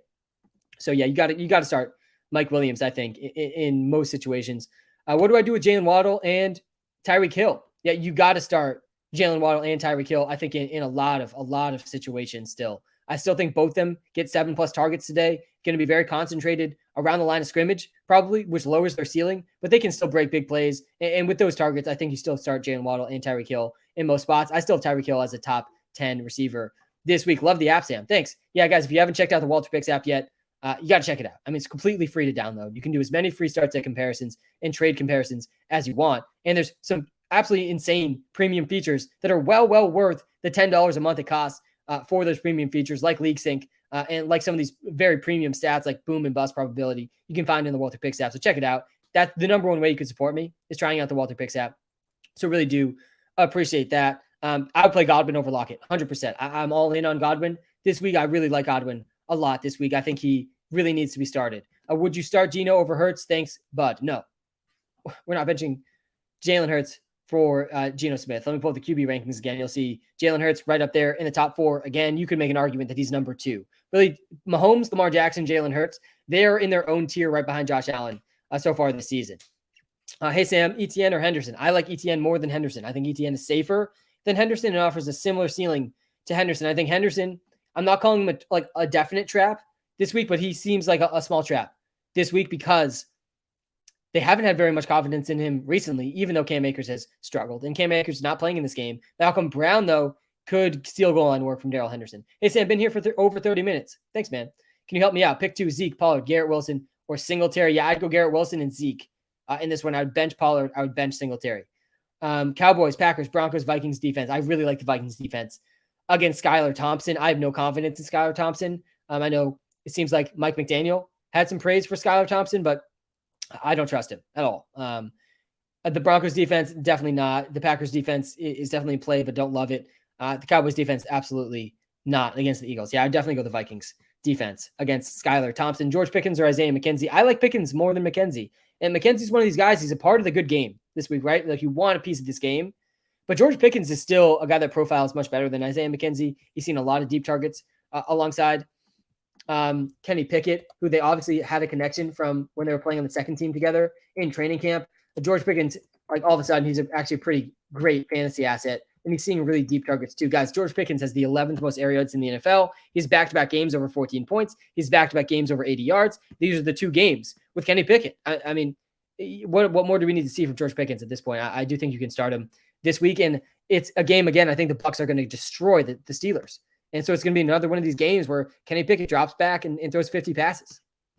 So yeah, George Pickens, Deontay Johnson, both can be started this week for sure. Let me pull up my DraftKings lineup again. Again, I think I might tweak this lineup just a tiny bit. I honestly think what I'm going to do to this lineup is I'm going to downgrade at tight end. I'm going to go from Kyle Pitts down to Zach Gentry. Zach Gentry is at 2,600 on DraftKings this week. He's starting in place of Pat Freiermuth, and he had 9 points last week. Punting tight end and getting 9 points, that's well worth it. And he didn't play the whole game either. So I think, again, Steelers get crushed this week. Kenny Pickett drops back for 50 passes. Zach Gentry gets another around 10 fantasy points, and he will return value at that price. And then I think I'm going to upgrade Gabe Davis up to Jamar Chase, because I really want Jamar Chase in my lineups today against the Saints with no Marshawn Lattimore. Thoughts on Drake London? Yeah, I still think Drake London's a starting caliber asset in fantasy, especially on the bye weeks. I think he's being somewhat underrated right now, and I think he still has a really high ceiling. Hey, Sam, hope you're having a good morning. Thanks, man. Alvin Kamara or A.J. Dillon? Cade, you got to go Alvin Kamara, man. You got to go Alvin Kamara. He had 194 yards last week, and A.J. Dillon's coming off his worst game of the season. I mean, really both guys trending in different directions. I still like A.J. Dillon more than most people. I still have been telling a decent amount of people to start A.J. Dillon this week in their situation, but definitely not over Alvin Kamara. Evan Ingram or Kyle Pitts? I'm going Pitts over Evan Ingram. Let me pull up my tight end rankings one more time on the YouTube live. Again, if you come to the TikTok live to the YouTube live, a lot of your questions will just be answered instantly, because on the YouTube live, you get my top 10 rankings every position, and you get my picks against the spread, and you get my DraftKings lineup all for free, and a free player prop on the YouTube live as well. So come check that out. Link is in the TikTok bio. But yeah, I'm going Pitts over Evan Ingram, 100% still. McKenzie or Thielen? I'm going Thielen over Isaiah McKenzie. I'd go Christian Kirk for sure over Mecole Hardman. Again, I get wanting pieces of this game, but I don't think you can be benching Christian Kirk for Mecole Hardman. After the game last week, Christian Kirk coming off his worst 2 games of the season. After the game last week, Doug Peterson himself said they want to get Christian Kirk more passes. And that's exactly what you want to hear if you're starting Christian Kirk in fantasy. Benjamin, T. Higgins, Miles Sanders. Yeah, honestly, I'm okay benching T in this one. I think both Sanders and Eno Benjamin, they have a really good floor, really good ceiling. I am okay benching T. Higgins in this situation, especially after the whole debacle last week. With T. Higgins, if you have really good options ahead of him, I'm okay benching him. But I think in most situations, for most people, you're still starting T. Higgins. Dallas Goedert or Taysom Hill today, again. I'm not playing Taysom Hill over Travis Kelce, Mark Andrews, Tyler Higbee, Zach Ertz, Dallas Goedert, and George Kittle. End of list. Then you can start Taysom Hill. But I'm not starting him over those guys. You can bench Hayden Hurst. I don't think he's like a must start by any means. His floor is close to 0 points. Hey, Sam, premium sub here. Thank you for doing the premium subscription in the WalterPicks app. Again, that's the best possible way you could possibly support me. Olave is not playing. That is correct. I saw a TikTok comment about that. All right. Do I drop Robert Woods, A-Rob, or Edmonds for someone like Rashad White or Tyler Algier? Yeah, I would drop Chase Edmonds for Rashad White. I dropped Chase Edmonds in one of my leagues, and I love Chase Edmonds. I think Chase Edmonds is really talented, but I mean, it just hasn't been – the usage has not been there for Chase Edmonds. He's coming off a game, he had less than 1 point last week, right? He had 1 yard. He had 0.1 points. One carry, 1 yard for Chase Edmonds last week. I mean, that's a droppable type of performance, I think. So, yeah, I would drop Edmonds. I can't get myself to drop Allen Robinson still. I think Robert Woods is closer to droppable than Allen Robinson is. But, yeah, I like Rashad White a lot. I think he needs to be rostered in every single league. I think he has a league-winning upside and standalone PPR value. Gentry or Hill? Yeah, you're playing Taysom Hill over Gentry, 100%. ETN or Dillon? I personally think in a PPR league, you can go Travis Etienne. I think Etienne, he had over 100 yards last week. Dillon's coming off his worst game of the season. Again, 2 guys kind of going in opposite directions right now. I still like Dillon this week, though. I still think Etienne's probably a safer play in PPR formats. If it's non-PPR, though, I'd still go Dillon. I still think Dillon gets 15-plus carries this week, even though he's coming off a 6-carry game. Hey, Sam, big doubt. Which one do I keep out between Breece Hall, Kenneth Walker, and CeeDee Lamb? I would keep out Breece. I like Kenneth more than Breece, and I know it's tough benching Breece Hall right now. He's coming off truly elite performance. But the thing that I think was somewhat lost in that Breece performance, and obviously Breece, he has league-winning upside, though I think Kenneth Walker does now too. Breece Hall, he's at back-to-back games with at least 17 carries. He had 197 yards and a touchdown last week, number 4 running back in fantasy. But he should have been the number 1 running back. Michael Carter stole 2 goal line carries from him. And so when he doesn't have that 90-yard reception or however long that reception was he had last week, And then Michael Carter steals two TDs. All of a sudden, he's like a top 20 running back instead of a top 5 running back. And I think Kenneth Walker has a much better matchup today against the Cardinals too. So I would probably go CeeDee Lamb and Kenneth. I think you could go Brees and Kenneth as well, but yeah, you can't really bench Kenneth, I don't think, this week in season-long leagues. Thoughts on Dameon Pierce? I'm assuming you mean Dameon Pierce, not Alec Pierce. And yeah, Dameon Pierce is good, man. I slept on him too much. I thought his cost was getting out of control as we got closer to the fantasy season. I did draft him a tiny bit in best ball, just so I didn't have 0 shares. But yeah, he's the 5th most rushing yards in the NFL this season. I mean, really impressive for a 4th-round pick on the Texans. Nonetheless, you're talking about Alec Pierce. I think there's some upside with Alec Pierce. I think he should be rostered, but I don't think he's like a must-start player or anything. AJ Dillon or Dion Jackson. Yeah, I'm for sure starting AJ Dillon over Dion Jackson. Guys, Dion Jackson is the week 6 trap. He is the trap, I think, this week. He is a special teams player. He was on the Colts active roster to play special teams. And then Jonathan Taylor goes down. Nyheim Hines goes down.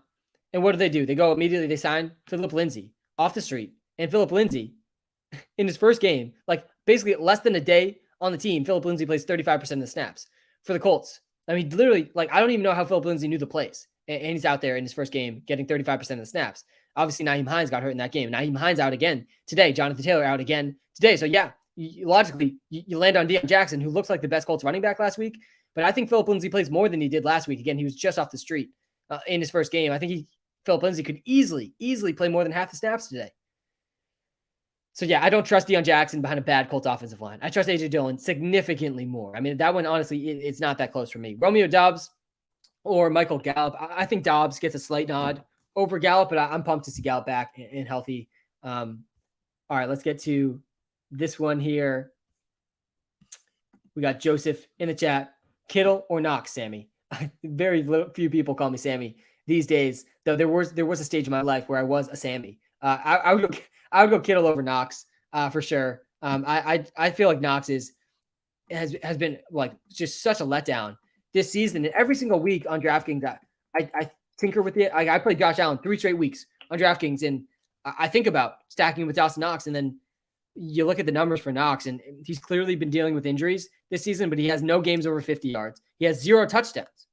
What's the ceiling for Dawson Knox if he's not going to score touchdowns and he's not going to go over 50 yards? I mean, 0 games over 9 fantasy points for Dawson Knox. So yeah, I can't trust him yet. I would definitely play Kittle over him. Hey, Sam, start, sit, please. All right. I'm assuming you mean start 2 of these guys. Jacoby Myers or Kirk? I would play Kirk, I think, over Jacoby Myers. It's super close between these 2 guys. I think we do like Jacoby Myers a lot. He's number 8 in fantasy points per game this season, but he's only played 3 games. We actually do have Jacoby Myers ahead of Christian Kirk in the WalterPicks app. Again, Christian Kirk plays the number 1 pass defense today. So I actually changed my mind. I would go Jacoby Myers over Christian Kirk. All right, then pick 2: Amari Cooper, Kirk, London, PPR. Also, do we have DraftKings? Yeah, I'll pull up the DraftKings lineup in a second. I think I would play Amari Cooper and Kirk over Drake London. But again, certainly super close. All right, let me pull up my DraftKings lineup. DraftKings people flocking to the YouTube live. Again, my DraftKings lineup is on the screen on the YouTube live right now. If you're watching live on TikTok, come to the YouTube live. You can see just a lot more info on the YouTube live. Link is right in the TikTok bio.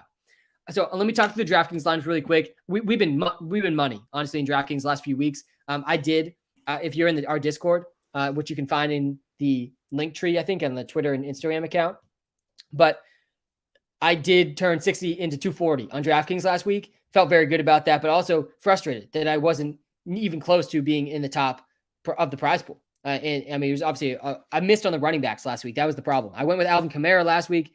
I didn't have enough of the running backs that ended up popping off, and obviously Taysom Hill scoring 4 touchdowns hurt Alvin Kamara a little bit. But yeah, so I'm going back again, 3rd straight week with the Josh Allen, Stefon Diggs stack. It just feels like this stack is unparalleled in terms of upside. Josh Allen is in his own tier in fantasy at the quarterback position because they're throwing so much, he's running so much, and this game projects to be extremely high scoring. This is one of the few games where the Chiefs should be able to keep the Bills aggressive on offense, unlike what the Steelers did last week. If Josh Allen was playing the Chiefs last week and how he started that game, he probably would have broken a bunch of NFL records with how crazy he had in that first half. But because the Steelers offense could not keep up at all, I mean, they really took their foot off the gas in the second half. Even still, Josh Allen was still running a little bit. but not even to the extent he would have been if that game was close.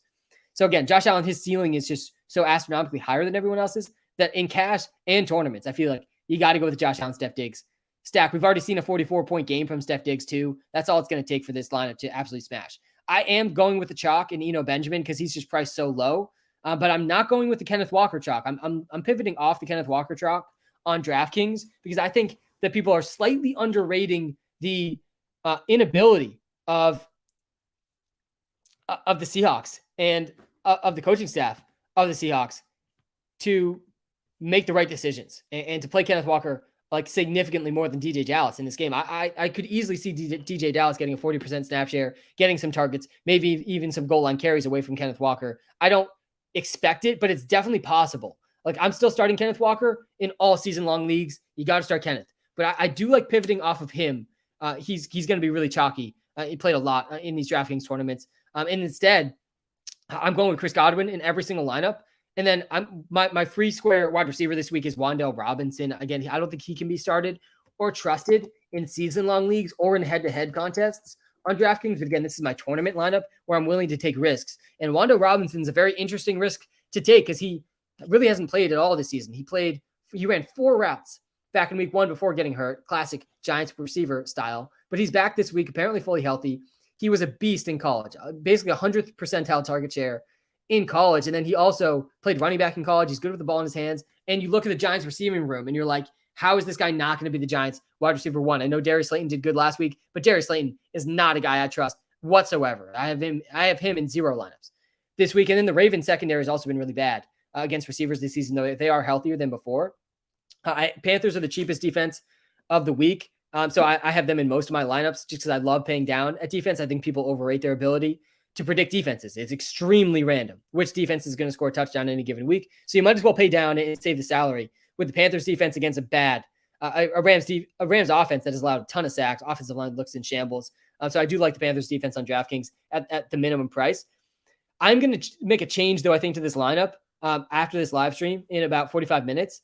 I think I'm going to take Gabe Davis out. I'm going to take Kyle Pitts out, and I'm going to move down to Zach Gentry, who is the cheapest tight end I think you could possibly play on DraftKings this week, 2,600, and he's going to be starting in place of Pat Freiermuth. And Gentry had 9 points last week. That's all I need from him to return value at that price, and he could easily do more than that this week. He didn't even play the whole game last week. And then Gabe Davis, I'm going to upgrade to. Hopefully, I'll be able to save enough to upgrade to Jamar Chase. I got to get Jamar Chase in this lineup. I think Jamar Chase has as good of a chance as anyone to be the number 1 receiver this week. Like Steph Diggs, Jamar Chase in the same lineup this week, I think could be absolutely incredibly good. So yeah, that's my DraftKings lineup this week. Hopefully we can go back-to-back weeks cashing on DraftKings, but I feel good about the tournament lineup. I have Eno, Mondre, Diggs, Chris Godwin. Hopefully Jamar Chase, if I can get there by downgrading Pitts to Zach Gentry, and then Wan'Dale Robinson and Panthers to save some cash on DraftKings as well. Aaron Jones or Kenneth Walker, I'm seeing in the TikTok live. You got to start Aaron Jones over Kenneth Walker for sure. Gentry over Everett. No, I wouldn't play Gentry over Everett. If you come to the YouTube live again, you can see my rankings, top 10 rankings, every position. And I do not have Gentry as a top 10 tight end. But again, on DraftKings, the salary matters. The salary is the biggest piece to the puzzle on DraftKings, and Gentry's minimum priced on DraftKings. So I do like him on DraftKings decent amount. How do you feel about Njoku this week? Yeah, definitely playable against the Pats. I don't feel great about Jacoby Brissett, though. I got to be totally honest. Like, this passing attack is not a passing attack I feel great about. This week, I think Jacoby Brissett versus Bill Belichick, I would take Bill every single time. 10 out of 10 times. Juju and Najee Harris for flex, or should I scoop someone off waivers? No, with the crying faces. I know both these guys have been bad. I'm playing Juju over Najee in PPR leagues. You want a piece of this Bills game. Juju has been better than people realize. At least the usage has been better than people realize. He has 8 targets in 4 of his 5 games. I mean, if you had told me before the season, without telling me anything else, that Juju was going to get 8+ targets in 4 of his first 5 games, I would have drafted him probably even higher. So yeah, I do like Juju more than Najee. This is a really tough spot for Najee. Rashad White or Marquez Callaway. I like Rashad White more than Callaway. I like White this week. I like White's rushing prop this week too. I thought that was way too low. He played 40% of the snaps each of the last 2 weeks. Rashad White has a real role in the Buccaneers offense all of a sudden. He's not like a must-start player, but again, I would start him over Marquez Callaway, for example, like we're seeing in this question in a deeper league. He has standalone PPR value. He has at least 3 catches each of the last 2 games too. He has 8 total catches in the last 2 games. That's Rashad White, extremely talented. And Rashad White also has this badge of honor in my mind because he's one of the only rookie players ever to get praise from Tom Brady. Tom Brady's been in the league a long time, and he actively hates rookies. I mean, I've never seen a QB hate rookies more than Tom Brady. And the reason he likes Rachaad White is he's very, very good at catching the ball. He was a 98th percentile receiver in college. Yeah, I like Rachaad White significantly more than Marcus Callaway. Godwin, anytime TD thoughts. I love it. Yeah, Godwin has not scored a touchdown yet this season. Steelers secondary completely decimated. I love this, the Godwin prop over 62.5 receiving yards. That's the free prop on the stream today. But yeah, I like him to score a touchdown as well. In Sam, we trust. Yo, Sam, should I start Ayuk or McKenzie? I feel like one of them going to go crazy. Yeah, I feel like the Ayuk or the Bazooka week could be coming any given week. But I kind of like going McKenzie in this one. I think McKenzie against the Chiefs in that game, like this is a spot where I'm willing to go McKenzie, even though McKenzie probably projects a little bit worse than Ayuk because he only plays about half the snaps for the Bills and he is coming off an injury. But his concussion, I think it's safe to assume he's back to 100%. Now, so yeah, I'd take McKenzie at 50% of the snaps against the Chiefs rather than Ayuk at like 90% of the snaps against the Falcons. Yeah, so I think I would go with Isaiah McKenzie, though it is a good matchup for Jimmy G and the passing attack there. Start Pickens. Yeah, you can start Pickens. Olave out. Who should I pick up instead? I don't know who's available on your waiver wire, but I would look towards guys like Rondell Moore, guys like Alec Pierce that are probably available on your waiver wire. J.K. Dobbins or Jeff Wilson. I would go Jeff Wilson for sure over Dobbins. Bench Dion Jackson. Yes, bench Dion Jackson. I think Dion Jackson is the trap this week. I think he is a trap play. He is a special teams player who looks like the best running back for the Colts on Thursday night. I will give him that. But Phillip Lindsay off the street played over a third of the snaps last week, and I think he's going to play more than that this week. And the Colts offensive line is not good. I would play Kenneth Walker over Darrell Henderson. I would play Taysom Hill over Kyle Pitts. We've been through that on this live stream. I think that's super close. I had them back-to-back in my rankings, but I would play Taysom Hill over Kyle Pitts. With all the injuries for the Saints, we could easily see Taysom Hill get a close to 10 touches today with just the lack of talent on that offense right now. I would definitely play Miles Sanders over Devin Singletary. Again, guys, we're getting closer and closer. We got about 30-ish minutes left in this live. I will get to as many start sits as I can. I actively try to get to hundreds, if not thousands, of start sits on this live stream, but I couldn't possibly get to all of them, which is why I have helped build the WalterPicks app over the last 3 years, which can answer all your start sit questions 100% completely free. So go check that out. Link is in the TikTok bio. Link is in the YouTube description. And that will help you with your start sits 100%. But yeah, you got to play Kenneth Walker over Darrell Henderson. You got to start Kenneth Walker and Eno Benjamin in almost every single situation this week. If you come to the YouTube live, again, a lot of your questions will be answered right away because I have my top 10 rankings every position scrolling at the bottom of the screen, which I can't do on TikTok. But yeah, I have Eno Benjamin and Kenneth Walker as my 9th and 10th running backs respectively this week. So Eno is number 9, Kenneth is number 10. So yeah, both top 10 options this week. Mondre is a top 5 option. So definitely start Ramondre Stevenson this week. Start Njoku or Taysom Hill. I would start Taysom over Njoku. Higgins or Mostert full PPR. That one's for sure close, but I would still go Higgins over Mostert. Start Pitts or AJ Dillon full PPR. Yeah, we are not starting tight ends over other positions. Right? We only start one tight end. So yeah, definitely AJ Dillon over Kyle Pitts. Would you trade Tom and Mike Evans for Lamar? I don't think I would do that. No, I don't think I would. And Lamar's obviously an upgrade over Tom, but I generally don't like doing trades to upgrade my quarterback because you can also find usable quarterbacks just right on the waiver wire. And Mike Evans is still really valuable. I actually like the Brady Evans stack a decent amount.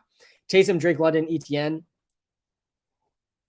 I would go Drake London, ETN, then Taysom. Again, I don't want to start 2 tight ends. Hey, Sam, Dalvin Cook, Kenneth Walker, Sutton, Mark Cooper, pick 3. Yeah, I'd bench Cooper. I think in this one, I'd start those first 3 guys, Dalvin, Kenneth, and Sutton. It's a pretty good spot for Dalvin against the Dolphins. I think that the Dolphins offense could struggle a little bit. I'm still starting Jalen Waddle and Tyreek, but I do not trust Skylar Thompson.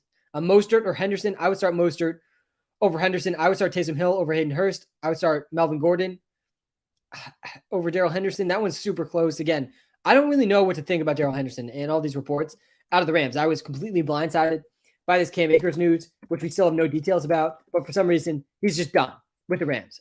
For whatever reason, they're done with Cam Akers. Cam Akers is done with the Rams. He's done with the Rams for the foreseeable future. And no, he does not have a trade market. I won't be shocked if he's just done this season. Like, I don't know if he's going to find another team, honestly, Cam Akers. But Darrell Henderson, all of a sudden, he's the clear starting running back for the Rams, but there are already reports saying that this could be a three-way backfield, and we've already seen them not have so much confidence in Darrell Henderson this season. He had 0 carries last week. He goes from 0 carries to like the clear starter. It's just a very weird shift, I feel like, for Darrell Henderson. And the offensive line, the running attack has been really bad for the Rams, but then you look at the matchup for the Rams, and they're playing the Panthers, and they are 10-point favorites in this game. So I do think Darrell Henderson's certainly playable, but Melvin Gordon also has a good matchup against the Chargers. I think I would go Darrell Henderson, honestly, over Melvin Gordon, but it's certainly close. Trade Ramondre for D-Hop. I don't hate this at all. No, I don't hate it. I don't love it either, and I kind of want to play Mondre this week. I have him as a top 5 running back, and I think there's value in that, trying to get the dub this week and playing Mondre. I think Mondre goes over 100 yards and scores a touchdown today. Gallup or McKenzie. Yeah, I lean Gallup over McKenzie, but it's definitely close, and I definitely want pieces of this Bills passing attack today, so certainly close. Gordon or Eno Benjamin. Yeah, I would lean towards Eno for sure over Melvin Gordon. Good morning, Sam. It does not feel like morning to me anymore. We're 3 minutes away from the afternoon where I am. But yeah, pick one. Devin Duvernay, Juju, A-Rob, Lindsey, Alec Pierce, PPR, by the way. App said Pierce is the best. Interesting. Yeah, I personally think I would go Juju over Pierce in a PPR league, and partially just to get some action in this Bills Chiefs game. That's what I think I would do in this one. But yeah, Alec Pierce has been pretty good. He's back-to-back games over 80 yards. So I get why the app is ahead of Alec Pierce a little bit. DK or AJ Brown. Oh gosh. Yeah. I don't want to bench each of these guys, but I would probably go DK against the Cardinals instead of AJ Brown against the Cowboys. Melvin or Drake. I'm assuming you mean Drake London. And yeah, I would play Drake London over Melvin. I do think Melvin plays Monday though. I don't see any reason why he wouldn't play. I know he's questionable, but I haven't had very much concern about Melvin not playing because he played the whole game last week. So yeah, I don't think that Melvin's like a must start though, with how little he played on Thursday night. All 3 of my wide receivers are in his top 10. Yeah, that's what you love to see, man. Cooper Kupp, Steph Diggs, Justin Jefferson, Jamar Chase, Deebo Samuel, Tyreek Hill, Mike Williams, and then to round out the top 10, Cortland Sutton, Chris Godwin. Again, you got to start Chris Godwin this week, and then Marquise Brown. All these guys are must starts for sure. Would you trade Amon-Ra St. Brown for Devontae Adams? Yeah, I would do that one. Yep, absolutely. I would absolutely do that one. Hey, Sam, pick 2. Najee, Miles Sanders, Dion Jackson. Got to be the first 2. Again, Dion Jackson is the trap play this week. He is a special teams running back. He is going to be splitting carries with Phillip Lindsay behind a bad offensive line.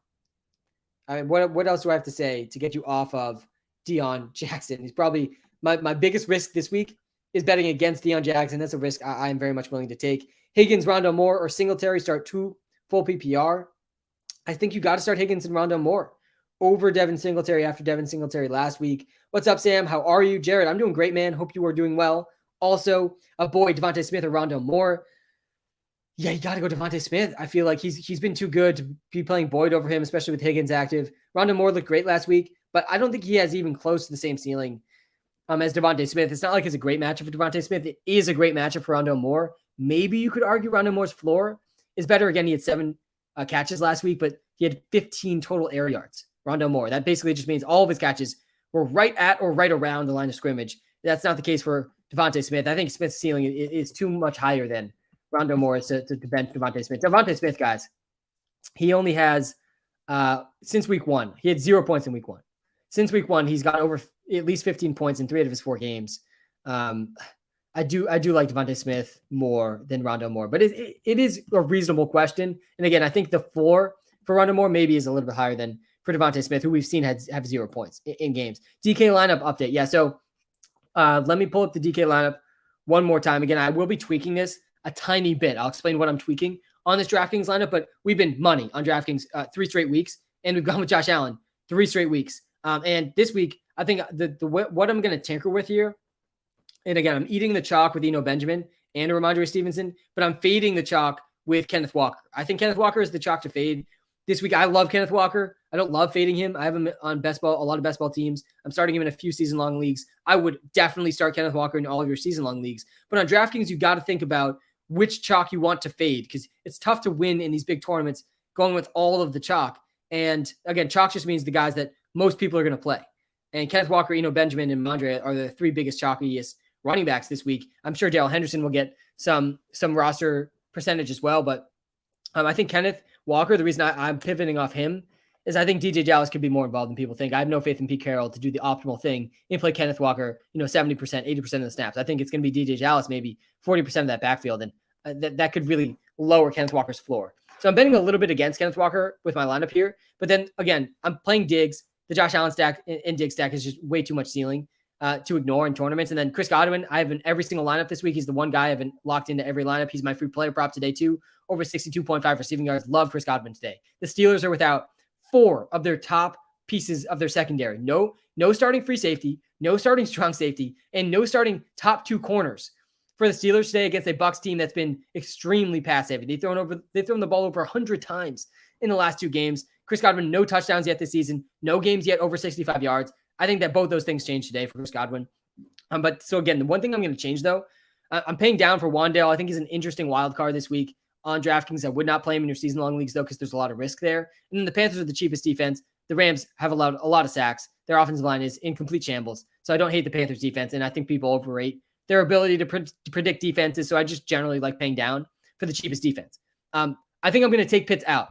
I'm going to take Gabe Davis out. I'm going to move Jamar Chase in, and I'm going to pay down for Zach Gentry, who's basically min-priced on DraftKings, who's the replacement for Pat Freiermuth. I just need him to get 10 points. Honestly, if he falls in the end zone, that's a huge, huge win for Zach Gentry in DraftKings this week. And then Jamar Chase, I think, could be the number 1 receiver this week and could just take the top off of the Saints defense with no Marshawn Lattimore today for the Saints. So there's my DraftKings lineup. Those are my thoughts. Hope you win your matchups and props. Thank you, Kylo. Appreciate you tuning in again, man, and hope you win your props and lineups as well. Hey, Sam, so would you go Dobbs over McKenzie? Yeah, I think I would. I think I would go Romeo Dobbs over McKenzie. I would not play Alden Lazard over DJ Moore, though. I really do like DJ Moore this week a lot. PJ Walker, they played 10 games together. PJ Walker and DJ Moore. And DJ Moore's averaging over 9 targets per game in those games.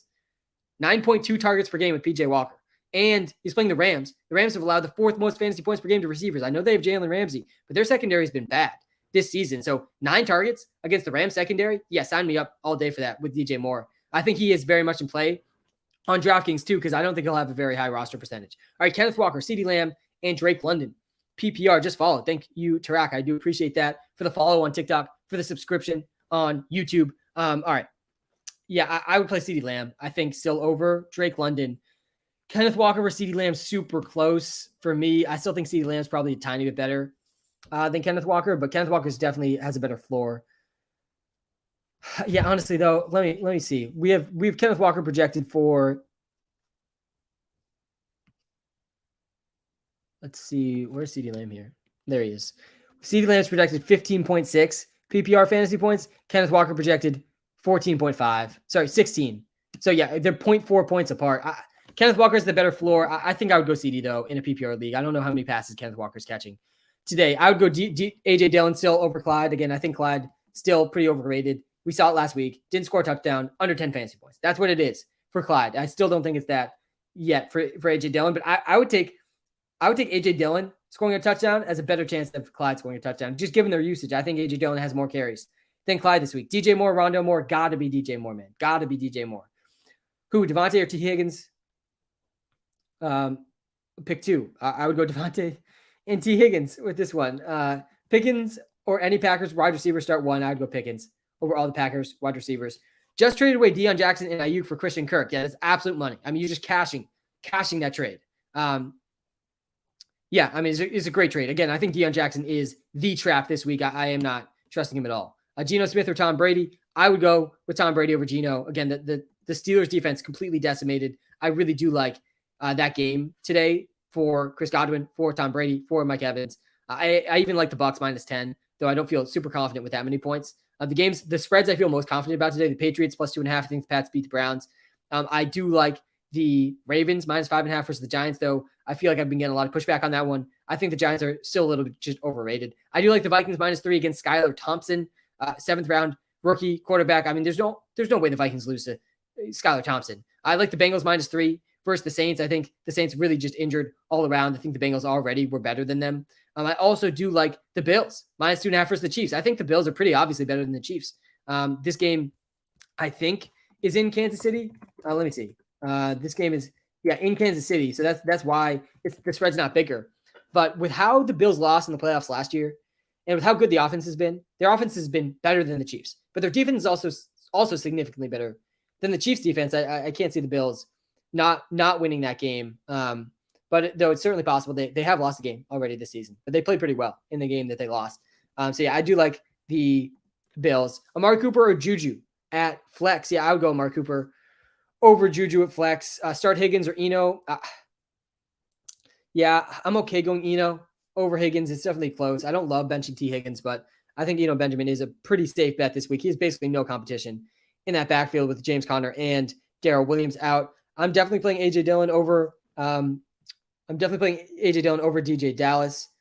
Juju or Dion Jackson, I'd definitely go Juju. Is it time to drop Juju? No, I wouldn't drop Juju. He's 8 targets in 4 of his 5 games. He just hasn't scored a touchdown, hasn't made any big plays yet, but I think it's coming for Juju. Gabe Davis, Chris Godwin, and A.J. Brown start too. Bench Gabe Davis in this one. You got to start Chris Godwin. You kind of got to start A.J. Brown too. Sam, what's up, my man? Tad, how we doing, man? Good to see you back in the live stream. Start at flex. Pittman, Jeff Wilson, London. I feel like every week, I don't know if it's you, but I feel like every week I'm telling everyone to start Michael Pittman, and he's let us down a decent amount this season, but I still feel like he's in must-start territory over these guys. Jeff Wilson's certainly the safest bet here, but when you really look at it for Michael Pittman, like he's had a bad couple of weeks, but he missed week 2, which I feel like is still a small sour taste in people's mouth. But he's played over 90% of the snaps every game he's played. He has at least 6 targets every game he's played. And he's at least 8 targets in 3 of his 4 games. I mean, he's averaging a lot of targets per game. He's averaging 9 targets per game. I mean, that's pretty elite usage. I think you got to start Michael Pittman in PPR leagues. Again, if you're trying to play it safe, though, you go Jeff Wilson because he's locked into touches. Though I do think Jeff Wilson has a little bit more risk this week, too, with Tyrion Davis-Price returning. I do like Drake London, but definitely not more. Ooh, trades pending in the WalterPicks 32. See, Anto, you're doing the dirty work here because people message me on Slack. Really, the thing to do for the WalterPicks 32 creators, if you really want your trade to get pushed through, just text me. Like you guys all have my phone number. Just send a text. That's like the best way. I actually don't even know if I can. It's weird. I can't even see on my computer. Like I got to do it on my phone for some reason with the trade. Oh, actually, don't. Here we go. We got. Oh, Anto, you made this trade. Oh, are you getting Skylar Thompson here? Oh no, Jaguars. WalterPicks getting Skylar Thompson. You're getting Matt Breida. Interesting. And then we have Ray McLeod having blockbuster trades going on in the WalterPicks 32. They just put both those trades through, though, Anto. You can let the team know that those trades have been put through. ETN or A.J. Dillon. I'm going A.J. Dillon has a better chance of a touchdown, but in a PPR league, I still think you got to go ETN. ETN's coming off a 100-yard game. In a bad game for the Jaguars, ETN still went over 100 yards. He's clearly ahead of James Robinson right now. He played more snaps than him both of the last 2 weeks. James Robinson's snap share has decreased 4 consecutive weeks. I mean, a lot of things are going in ETN's direction. I still think it's a good week for A.J. Dillon. I want to start A.J. Dillon. I'm not going to lie. And if this was my team, I probably would start A.J. Dillon. But I think for your team, I would start Travis Etienne. I think he's a better bet. He projects better than A.J. Dillon. Hey, Sam, no questions about lineup, but how's the weather? Yeah, so Weatherman Sam, I came out a little bit earlier in this live. Weatherman Sam, I part-time as Weatherman on this live streams. But there's no weather to be concerned about. Basically no weather. There's maybe some light rain, like very light rain in the Packers-Jets game. But other than that, the windiest game is actually the Chiefs-Bills game, but only 14 miles an hour, I think I saw of wind. Maybe it was 17, but nothing even close to 25. So no weather to be concerned about. We have tons of dome games this week too. I think 4 or 5 dome games this week. So yeah, nothing to be concerned about with the weather this week. All right, we got one league, Jacoby Myers-Pollard, James Robinson. Yeah, I would lean Jacoby in that one. And then other league, Panthers, Cowboys, Pats, Browns. Yeah, I think Pats or Panthers. I probably lean Pats, though. Again, I like Bill Belichick versus Jacoby Brissett. I like that. I like that for the Pats today. I think the Pats beat the Browns. It really, like, that might sound oversimplified to you, but also the Browns defense is trash. They've been horrible this season. They just led 170 rushing yards to Austin Eckler. Myles Garrett has been an afterthought this season. He really hasn't made a difference for the Browns this year. I know he's been dealing with injuries for quite some time now. But okay. We got some reports to go through really quickly. The Rams actively trying to trade Cam Akers, and he's unlikely to ever play again for LA. So clearly this is a tarnished relationship for Cam Akers. But I was saying this early in the live. I mean, there's no trade market for Cam Akers. I'm talking none. I would be shocked if they got more than a 7th round pick for Cam Akers at this point, who looked horribly inefficient since his Achilles injury. Like it feels eerily similar to the Marlon Mack situation a couple of years ago. After Marlon Mack tore his Achilles, he had a falling out with the Colts because he wasn't playing enough. And he said, all right, trade me. And they were like, well, who are we supposed to trade you to? Because nobody wants to trade for an injured running back or a running back coming off an injury who has been inefficient. There's already barely a market for running backs. Speaking of running backs who think they have trade markets, Christian McCaffrey. Apparently, they're only going to trade CMC for multiple first-round picks. Yeah, good luck with that, Panthers. Nobody's even going to give you a single first-round pick. Maybe you could get a second or third-round pick straight up for CMC. The NFL does not value running backs as much as these teams think they do. So CMC certainly has a trade market, but not for multiple first-round picks. Nobody is crazy enough to do that. And then Cam Akers, no trade market. And yeah, he's done with the Rams. He's never playing for the Rams. Again, super, super weird situation. Feels like to me came absolutely out of nowhere. But yeah, no, I don't think CMC gets traded for multiple firsts. I think even a single first would be pretty much a big overpay for CMC, as good as I think CMC will be. We do have Kyle Pitts playing today. We'll see how he does for the Pats. Mac Jones out again. Damian Harris out this week. And Nelson Aguilar out. But Jonnu Smith back in. That definitely a big hit to Hunter Henry. And then for the 49ers, Nick Bosa, groin out versus Atlanta. Pretty good for their offense today. Dolphins, left tackle, out today. Terran Armstead, that's not good news for Skylar Thompson. I do really like the Vikings defense today. I think the Vikings defense needs to be strongly considered in your season-long leagues. Chris Olave out today, along with Michael Thomas, along with Jarvis Landry, along with Marshawn Lattimore. Absolutely love the Bengals to win today. And I do like Jamar Chase a lot with Marshawn, with Lattimore out. I also think T. Higgins gets a big bump with Lattimore out as well, but I wouldn't play T. Higgins, I don't think, over Miles Sanders in a half PPR league. Miles Sanders, guys, like he is an elite fantasy asset right now. I mean, we were way off on him. He was way off on himself. He literally told people, don't draft me in fantasy football. But he has at least 15 carries in 4 straight games behind the best offensive line in the NFL. I mean, right there, you got to start, especially in non-full PPR formats because he doesn't catch very many passes. Though he does have at least one catch in every game this season. Yeah, I think you got to start Miles Sanders tonight. They're 6.5 point favorites in that game. That's a good spread for Miles Sanders. All right, guys, we got 10 minutes or so left in this live. Let me run through my must benches really quick on the TikTok live that are up. Najee Harris just can't be trusted against the Bucs. Horrible matchup for running backs. Najee splitting work now with Jaylen Warren behind a bad offensive line. He's going to have to catch a lot of passes in this game to pass 10 fantasy points. Russ, he needs to be benched at this point. Is another primetime game for Russ that's just going to let us down. I think let's all put Russ on our bench. Hopefully he learns his lesson. And don't drop Russ, though. Russ has a really good end of season schedule, but I don't trust him this week. I would start Geno Smith over him this week. I would start Daniel Jones over him this week. And I did start Justin Fields over him this week in one of my leagues. You can't trust Dalton Schultz. He's back-to-back donuts. I don't need to talk about why we can't trust Allen Robinson. Elijah Moore doesn't have a single game over 10 points. Dion Jackson is a special teams player. He's a special teams running back. And he looked like the best running back for the Colts on Thursday night, but Phillip Lindsay played over a third of the snaps when he was signed literally basically that day. Like, I don't even know. I honestly don't know how Phillip Lindsay even knew any of the plays in the playbook to be out there that much. Like, I feel like in the huddle, they were probably like, all right, Phillip Lindsay, we're running to the left, or we're running to the right, or you're blocking. Like, they just told him exactly what he was doing, and he didn't know what the plays were. But he's probably going to play more than 35% of the snaps today. I think Dion Jackson splitting snaps with Phillip Lindsay behind a horrible offensive line. I don't want anything to do with Dion Jackson. I think he is the trap this week. Trevor Lawrence, not a great matchup for Trevor Lawrence this week. The Colts secondary is legit. James Robinson is really starting to plummet in value and plummet in confidence that I have in him. He has 4 straight weeks now, James Robinson. His snap share has decreased in 4 straight weeks. If this is the 5th straight week, he's going to be under a 40% snap share. Travis Etienne looks better than him and has outplayed him last week. Darius Slayton, absolutely not. Don't talk yourself into Darius Slayton. I get that he was good last week. He might still be their top receiver, but Wan'Dale Robinson is back this week. And Darius Slayton has gone missing so many times throughout his career that we cannot trust Darius Slayton in our lives. And I think Chase Edmonds should be dropped in fantasy. I dropped him in one league to add Benjamin. I would drop him to add Rashad White. I would drop Chase Edmonds to go add, I would honestly even probably drop Chase Edmonds to go add Dion Jackson. At least Dion Jackson has a chance to be the starting running back for his team. Chase Edmonds, he had 1 carry, 1 yard last week. Get Chase Edmonds out of your starting lineup as well. All right, Duvernay or Garrett Wilson. I would play Garrett Wilson still over Duvernay. Pick 2, Kittle, Taysom, Kenneth.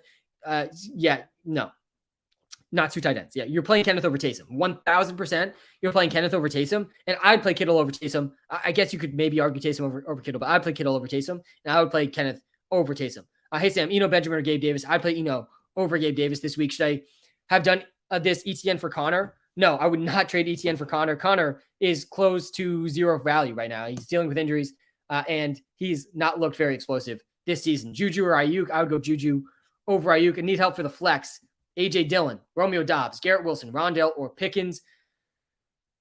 Yeah, this one's definitely really tough. I mean, all these guys I feel like are in a pretty similar tier. PPR league, you're not starting Dillon among these receivers. Honestly, I feel like George Pickens might be the move here. Again, the Steelers are going to get torched by the Buccaneers offense today. The Steelers are without 4 of their top secondary pieces. Why does this matter for Pickens? Because we've seen Kenny Pickett drop back so many times already in these games where they're just getting blown out because their defense is so bad.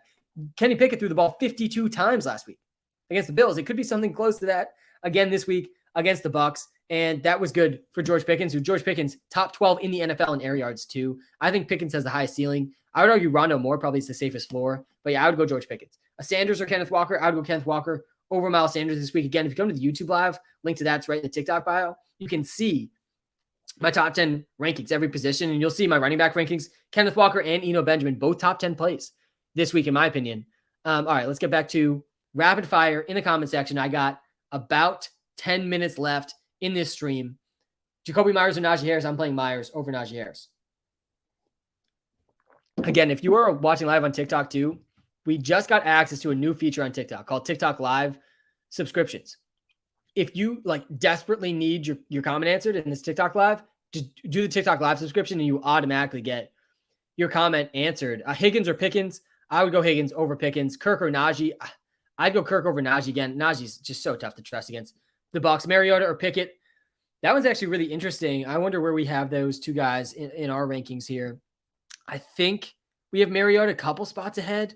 I feel like, Pickens probably going to throw, Pickett probably going to throw over twice the amount of times as Mariota, but Mariota's been rushing enough that I'm okay going with Mariota over Kenny Pickett. Geno or Herb? I'm going Herb over Geno. Let me pull up my QB rankings one more time on the YouTube live. Again, if you are watching live on YouTube, smash the subscribe button. If you are watching live on TikTok, hit the follow button.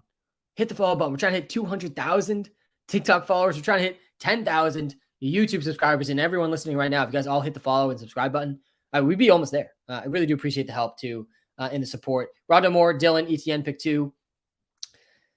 Oh God, yeah. I still feel like you got to go the first 2 here.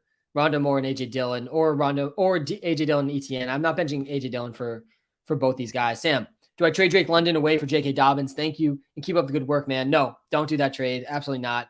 Gus Edwards is going to be back at some point this season. Justice Hill has looked much better than J.K. Dobbins. Lamar continuing to steal just so much of the goal line work, and Dobbins is not catching any passes. And Dobbins has not been quite as efficient as he was before his injury. So, all these reasons, it's so tough to think that Dobbins is worth a must-start running back in fantasy. He's not a must-start running back in fantasy. I mean, he's had under 10 points in 2 of his 3 games this season. He had one very good game against the Bills, but he only had 13 carries in that game. He doesn't have a game with more than 13 carries, doesn't have a game with more than 70 total yards. I mean, I don't think Dobbins is anywhere close to where Drake London could be as the season progresses. T. Higgins is good to go.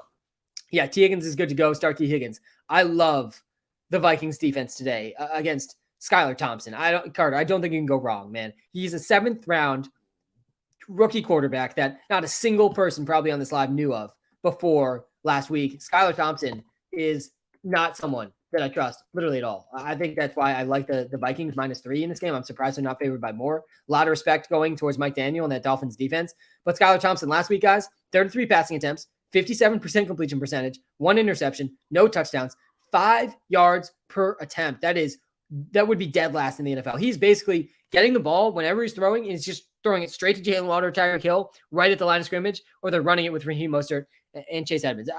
You can't trust Skylar Thompson at all. I like the Vikings defense a lot. Tyler Higbee, top 10 wide receivers, please. Let me pull up the receivers.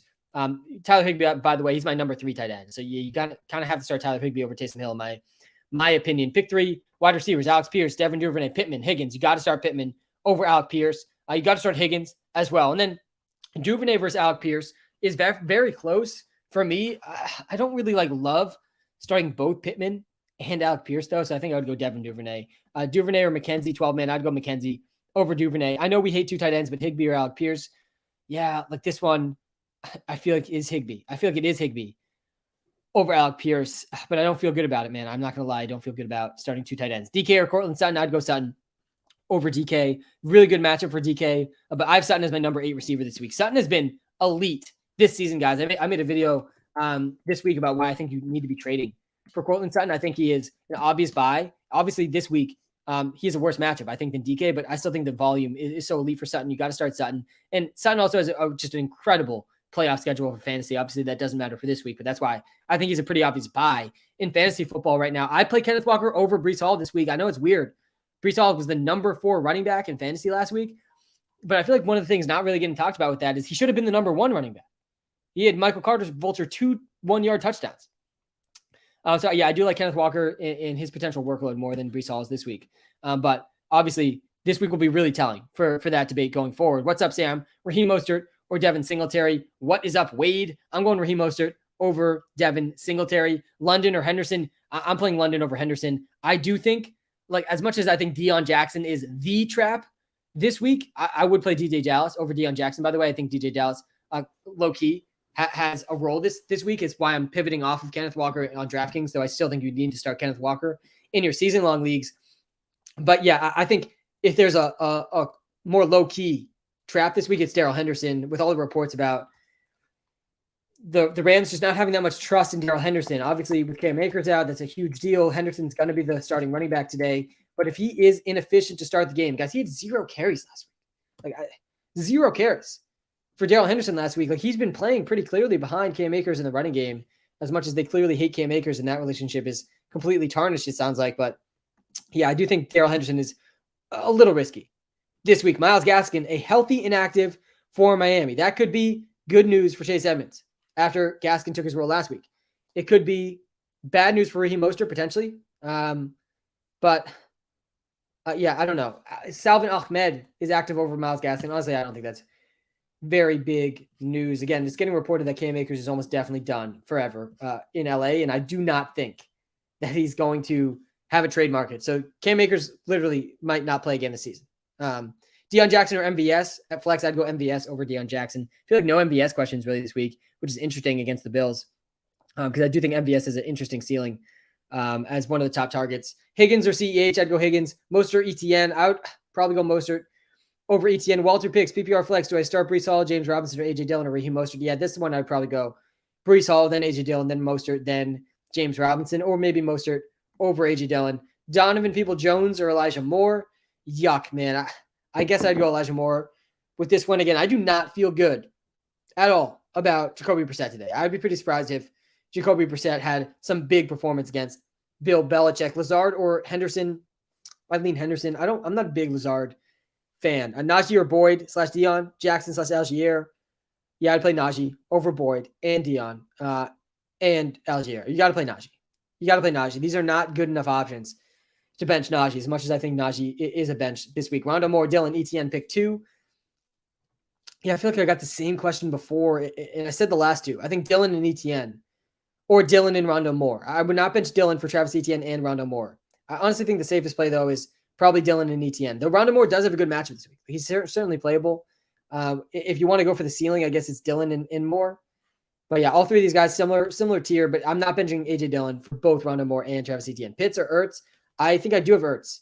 I had a Pitts today. It's because of the matchup. The matchup is great for Zach Ertz. Yeah, I have Zach Ertz as my number 4 tight end in fantasy this week. All right, let's refresh the TikTok comments here. Again, if you do want to auto ensure that your TikTok comment is answered, is do the TikTok Live subscription. We just got this new feature with TikTok Live subs. Got the WalterPicks app for start sit, guys. Yeah, the best place to go if I don't get to your start sit, and we're almost at the end of the stream. We have 5 minutes left in the stream. Go to the WalterPicks app. It's free in the iOS App Store. It is free in the Google Play Store. You can do as many start sit comparisons as you want, 100% for free. There are premium features in the app that do cost money, as little as $10 a month, though, and these features are well worth the price, but you don't need to use the premium features to answer your start sit questions. Almost 20,000. Let's go, man. Let's go. Ramondre, Sutton, Mike Evans, pick 2. Yeah, we got 20,000 likes. That's what I'm talking about on the TikTok live. I would go Mondre and Evans. I want Sutton over Evans a little bit, but you can't bench Mondre. You can't bench Mondre. There's no benching Mondre Stevenson this week. There's no Damian Harris this week. We saw him get 25 carries last week. He's playing the Browns, who just let 170 rushing yards to Austin Eckler on just 16 carries. And Mondre's going to get more than 16 carries today. Ayuk or Corey Davis? I like Ayuk more than Corey Davis. Higgins or Devonta? I'm still playing Higgins with some confidence. There's no Marshawn Lattimore for the Saints today. I think that's a pretty big deal for the Saints. Outlook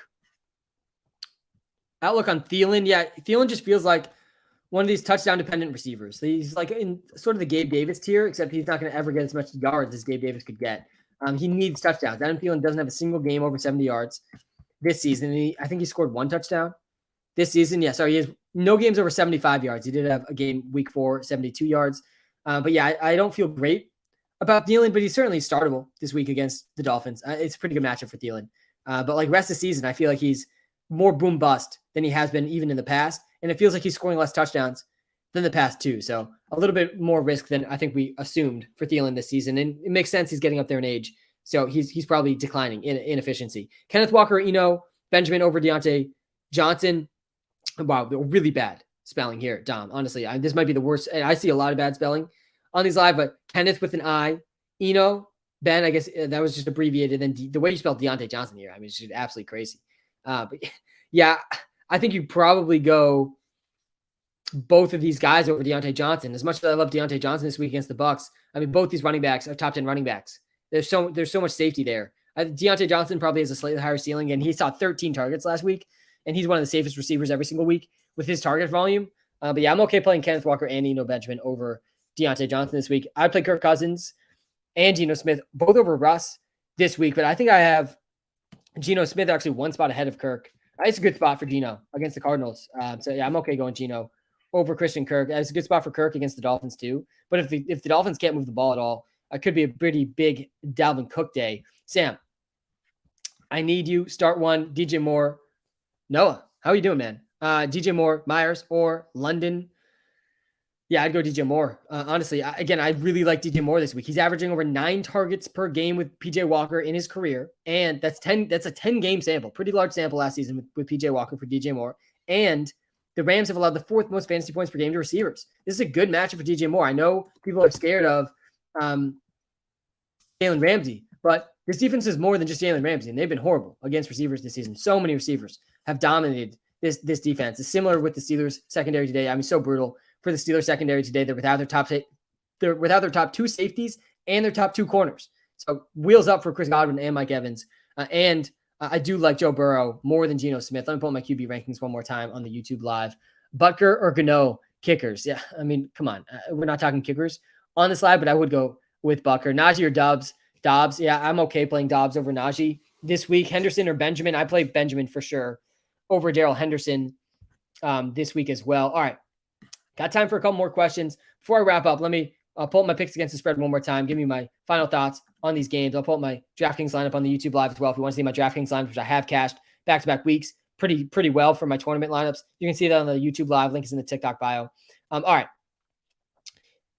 I do think that the Bucs blow the lid off the Steelers. I think Brady, Godwin, Evans, massive days for all of them. I also think this is a good get-right spot for the Packers. I think they cover the 7.5-point spread. I think A.J. Dillon bounces back this week. Obviously, he's not the guy we can trust the most in our fantasy lineups coming off his worst game of the season, but I do still think A.J. Dillon gets back on track today. I think the Panthers cover the spread, but the Rams, this is, such a good get-right spot for them against the Panthers and P.J. Walker, but I do like DJ Moore a lot this week. I think the Eagles steamroll the Cowboys for Cooper Rush's first loss of his season. I think the Eagles are just significantly more talented, basically in all facets of the game, including coaching, than the Cowboys. So I do like the Eagles to beat them. I also like the Pats today, guys. I think the Pats beat the Browns straight up, and they're 2.5-point underdogs. The Browns defense has been horrible, and I do really like Jacoby Brissett head-to-head against Bill Belichick. I'm taking Bill Belichick 100 times out of 100 times in that matchup. So the Browns, obviously, they're going to lean on the run, but I can't see Jacoby Brissett winning this game if it comes down to Jacoby Brissett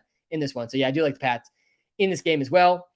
All right, guys, again, one more time before I wrap up the live, go to the WalterPicks app to get your start sit and trade questions answered. It's completely free to download on both the Google Play and the iOS App Store. You can do as many start, sit, and trade comparisons for free as you want. There are premium features that unlock even deeper insights and allow you to sync your league directly to the app. You don't need to do those, though that is the best way you could possibly support me. And honestly, they also takes into your custom league settings, which a lot of times I can't even do on this live because a lot of the comments don't tell me your settings. So put in your settings into the WalterPicks app. Again, it takes you 2 seconds to download. It's completely free. And that's going to be your best place to go for the start sits as I wrap up this live stream. Guys, thank you so much for tuning in.